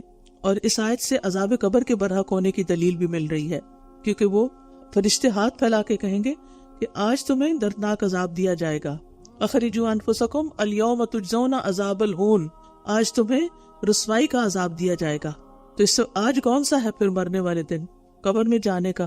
تو برزخی زندگی جو ہے، یعنی قبر کی زندگی کو برزخی زندگی کہتے ہیں. یہ دنیا کی زندگی کے بعد آخرت کی زندگی سے قبل یہ زندگی ہے، درمیان کی، یعنی دنیا اور آخرت کے بیچ کی لائف ہے. اس میں انسان موت سے قیامت تک وہی رہتا ہے جہاں وہ مرنے کے بعد جاتا ہے، چاہے اسے کسی درندے نے کھایا ہو، یا اس کی لاش سمندر کی موجوں کی نظر ہو گئی ہو، یا کسی نے جلا دیا ہو، یا قبر میں دفنا دیا ہو. یہ ایک الگ زندگی ہے، اس کو برزخی زندگی کہتے ہیں. بظاہر موت ہے لیکن حقیقت میں ان کے اوپر وہ سب گزر رہا ہے جو کسی احساس رکھنے والے انسان پہ گزرتا ہے. وَلَقَدْ جِئْتُمُونَا فُرَادَا، اور بلا شبہ تم ہمارے پاس اکیلے ہی آ گئے ہو، جیسے ہم نے تمہیں پہلی بار پیدا کیا تھا، اور جو کچھ ہم نے تمہیں دے رکھا تھا وہ تم اپنے پیچھے ہی چھوڑ آئے ہو، اور ہم تمہارے ساتھ تمہارے ان سفارشیوں کو بھی نہیں دیکھتے جن کے بارے میں تم دعویٰ کرتے تھے کہ وہ تمہارے معاملے میں ہمارے شریک ہیں. یقیناً تمہارے درمیان تعلق منقطع ہو گیا ہے، اور تم سے وہ گم ہو گئے جن کے بارے میں تم زوم رکھتے تھے. ان اللہ فالق الحب والنوى، بے شک اللہ ہی دانے اور گٹھلیاں پھاڑنے والا ہے، وہ زندہ کو مردہ سے اور مردہ کو زندہ سے نکالنے والا ہے. یہ ہے اللہ، پھر کہاں سے تم پھیرے جاتے ہو؟ بہار آ رہی ہے نا، درختوں کو دوبارہ پنپتے دیکھیں. کچھ درختوں پر چھوٹے چھوٹے پتے بڈز آ چکے ہیں. یہ کون کر رہا ہے؟ اللہ ہی کرتا ہے، ورنہ وہ تو زمین کی مٹی میں کھڑے ہیں. اور یہاں جیسے ونٹر میں سارے درخت ڈیڈ ہو جاتے ہیں، تو کس طرح اللہ سبحانہ وتعالیٰ ان کو پھر زندگی دیتا ہے اور وہ ہرے بھرے ہو جاتے ہیں. فالق الاصباح، صبح کا پھاڑنے والا ہے، اور اسی نے رات کو باعث سکون اور سورج اور چاند کو حساب کا ذریعہ بنایا. یہ بہت زبردست، بہت علم والے کا اندازہ ہے. اور وہی ہے جس نے تمہارے لیے ستارے بنائے تاکہ تم ان کے ذریعے خشکی اور سمندر کی تاریکیوں میں راہ پاؤ. یقیناً ہم نے نشانیاں کھول کھول کر بیان کر دی ہیں ان لوگوں کے لیے جو علم رکھتے ہیں. تو ستاروں کی تخلیق کے 3 مقاصد قرآن مجید میں پتہ چلتے ہیں. نمبر 1 کہ ستارے آسمان کی زینت ہیں، خوبصورتی ہیں۔ نمبر 2 وہ شیاطین کو مار بگانے کا ذریعہ ہیں، اور نمبر 3 راستہ معلوم کرنے کا ذریعہ ہیں۔ ان 3 مقاصد کے علاوہ ستاروں کا کوئی مقصد نہیں، ہاروسکوپ پڑھنے کا کوئی فائدہ نہیں۔ برٹن میں ایک ریسرچ ہوئی جس میں انہوں نے ان لوگوں کی پرسنالٹی کا جائزہ لیا جو ہاروسکوپ پڑھتے ہیں، تو انہوں نے کہا کہ یہ کم ذہن کے لوگ ہوتے ہیں، یہ کوئی بڑا کام نہیں کر سکتے، کیونکہ وہ تو اسی میں اٹکے رہتے ہیں، آج کا دن کیسا ہوگا، تمہارے لیے جمعہ کا دن ٹھیک نہیں، اور تمہارے ہفتے کے دن ایکسیڈنٹ کا خطرہ ہے، اور قرآن لوگوں کے اندر ایک تجسس ضرور ہے، لیکن ہمیں ہمیشہ دیکھنا چاہیے کہ ہم کس چیز کے بارے میں تجسس کر رہے ہیں۔ اور یہ دعا، جہاں یہ دعا مانگتے نا ربی زدنی علما، وہاں یہ بھی مانگا کریں اللہم انی اعوذ بک من علم لا ینفع، اللہ اس علم کی ضرورت نہیں مجھے نہیں وہ چاہیے جس کا مجھے کوئی فائدہ نہ ہو۔ تو یاد رکھیے ستاروں کی تاثیر پر یقین رکھنا کفر ہے، کہ ستاروں کے اثرات ہوتے ہیں، یہ تو بیچارے خود ہیں بیکاری مارے پھرتے ہیں، یہ تمہاری قسمت کے کہاں سے ذمہ دار آ گئے۔ اور جو شخص ستاروں سے علم حاصل کر کے لوگوں کو غیب کی خبریں بتاتا ہے وہ جھوٹا ہوتا ہے۔ اتفاق سے کوئی بات صحیح ہو جائے تو وہ 100 جھوٹ، یعنی ایک جھوٹ میں 99 جھوٹ اور ملا کے لوگوں کو بتاتا ہے، اور لوگ اگر وہ 1% صحیح نکلے تو کہتے ہیں دیکھا نا صحیح بات کرتی۔ نبی صلی اللہ علیہ وسلم نے فرمایا جو شخص کسی کاہن یا نجومی کے پاس جائے اور اس کی باتوں کی تصدیق کرے تو گویا اس نے محمد صلی اللہ علیہ وسلم پر نازل ہونے والی شریعت سے کفر کیا، کیونکہ اس سے بڑی خرابیاں بھی پیدا ہوتی ہیں۔ آپ نے دیکھا ہوگا کہ کچھ لوگ بس اس وہم کا شکار رہتے ہیں کہ ان پہ جادو ہو گیا، لہٰذا کبھی وہ کسی کے پاس جاتے ہیں کبھی کسی کے پاس۔ اچھا کوئی ان کو ملتا ہے ٹکرتا ہے تو وہ کہتا ہے تمہاری نند نے تم پہ جادو کی، اب آگئی شامت نند کی، اور ستانا شروع کر دیا میاں کو، اس کی زندگی بھی حرام کر دی۔ بھئی کس وحی کے ذریعے تمہیں خبر ملی ہے؟ کیوں کسی پہ جھوٹا الزام لگاتے؟ اور ماننے والی پکا یقین کر لیتی اور بدگمانی پال لیتی۔ آپ کو پتہ ہے اول تو وہاں جانا ہی منع تھا، دوسرا اس کی بات پہ یقین کرنا منع، تیسرا پھر اس پہ یقین کر کے آگے ایکشن لینا منع۔ تو انسان اپنے آپ کو خسارے میں ڈال دیتا ہے۔ اور وہی ہے جس نے تمہیں ایک جان سے پیدا کیا، پھر ایک رہنے کی جگہ ہے اور ایک سونپے جانے کی۔ یقیناً ہم نے نشانیاں کھول کر بیان کر دی ہیں ان لوگوں کے لیے جو سمجھتے ہیں۔ شاہ عبد القادر لکھتے ہیں کہ اول ماں کے پیٹ میں انسان سپرد ہوتا ہے تاکہ آہستہ آہستہ دنیا میں رہنے کی صلاحیت حاصل کر لے، پھر دنیا میں آ کے ٹھہرتا ہے، پھر سپرد ہوگا قبر میں تاکہ آہستہ آہستہ آخرت کا اثر قبول کر سکے، پھر جا ٹھہرے گا جنت یا دوزخ میں۔ یاد رکھیے قبر کا عذاب آخرت کے مقابلے میں بہت ہلکا ہے، اسی لیے وہ جب اٹھیں گے تو کہیں گے کہ کس نے ہمیں ہماری خوابگاہوں سے اٹھا دیا۔ وہ آخرت کا ہولناک منظر دیکھیں گے تو قبر کی زندگی ان کو آرام کی جگہ لگے گی۔ اور وہی ہے جس نے آسمان سے پانی اتارا، پھر ہم نے اس کے ذریعے ہر چیز کی پیداوار نکالی، پھر ہم نے اس سے سرسبز نباتات کو نکالا جن سے ہم تہ بتہ دانے نکالتے ہیں، اور کھجور کے شگوفوں سے جھکے ہوئے خوشے نکالے، اور کھجور کے شگوفوں سے جھکے ہوئے خوشے نکالے، اور انگوروں کے باغات اور زیتون اور انار ایک دوسرے سے ملتے جلتے بھی اور مختلف بھی۔ دیکھو اس کے پھل کی طرف جب وہ پھل لائے، اور اس کے پکنے کی طرف، یقیناً اس میں بڑی نشانیاں ہیں ان لوگوں کے لیے جو ایمان رکھتے ہیں۔ اور انہوں نے اللہ کے لیے جنوں کو شریک بنا دیا، حالانکہ اسی نے انہیں پیدا کیا، یعنی اللہ نے، اور انہوں نے اس کے لیے بغیر علم کے بیٹے اور بیٹیاں گھڑ لی۔ پاک ہے وہ اور بلند تر ہے اس سے جو وہ بس بیان کرتے ہیں، بلند تر ہے اس سے جو بس وہ بیان کرتے ہیں۔ وہی آسمانوں اور زمین کا ایجاد کرنے والا ہے، اس کے لیے کوئی اولاد کہاں سے ہو سکتی ہے، کیوں کر ہو سکتی ہے، کیسے ہو سکتی ہے، جبکہ اس کی کوئی بیوی ہی نہیں۔ اور اسی نے ہر چیز کو پیدا کیا، اور اسی نے ہر چیز کو پیدا کیا، اور وہ ہر چیز کو خوب جاننے والا ہے۔ یعنی اللہ البدیع ہے، بے مثال، جو اپنی ذات اور صفات میں بے مثال ہے، وہی بے مثال پیدا کرنے والا ہے، وہ اکیلا اپنے خاص علم اور قدرت سے پیدا کرنے والا ہے۔ لہٰذا اس کے لیے کسی کو بیوی قرار دینا اور کسی کو بچہ قرار دینا یہ سب جھوٹ ہے، کیونکہ اس نے خود ایسی کوئی بات نہیں کہی۔ اور اس کی اولاد کیسے ہو جبکہ لم یلد ولم یولد ہے۔ ذالکم اللہ ربکم، یہی اللہ تمہارا رب ہے جس کے سوا کوئی معبود نہیں، ہر چیز کا پیدا کرنے والا، پس تم اسی کی عبادت کرو، اور وہ ہر چیز پر نگران ہے۔ وَهُوَ عَلَى كُلِّ شَيْءٍ وَقِيلٍ وَهُوَ عَلَى كُلِّ شَيْءٍ وَكِيلٍ۔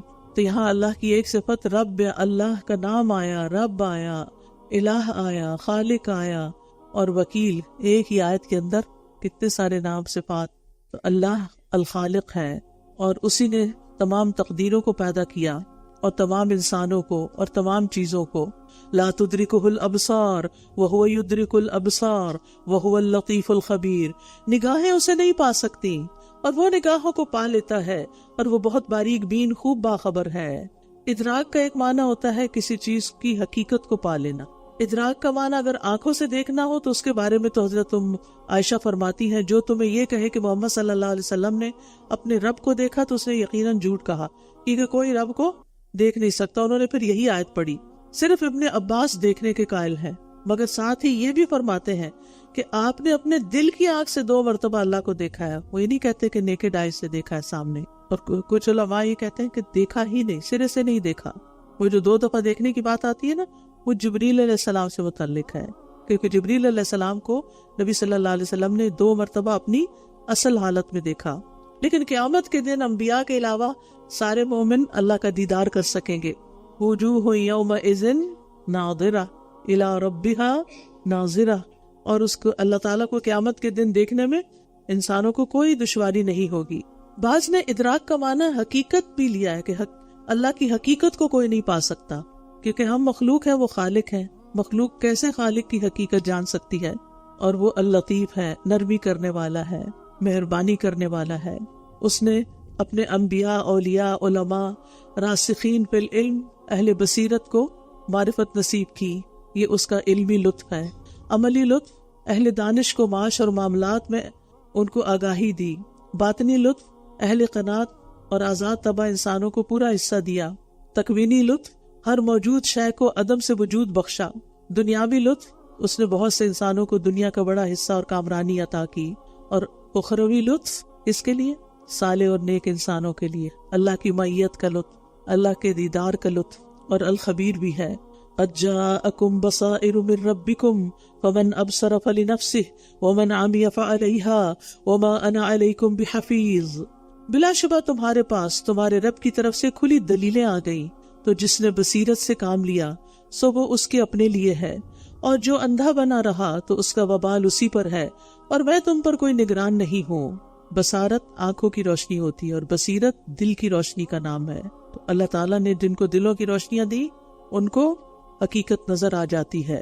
وَكَذَلِكَ نُصَرِّفُ الْآيَاتِ.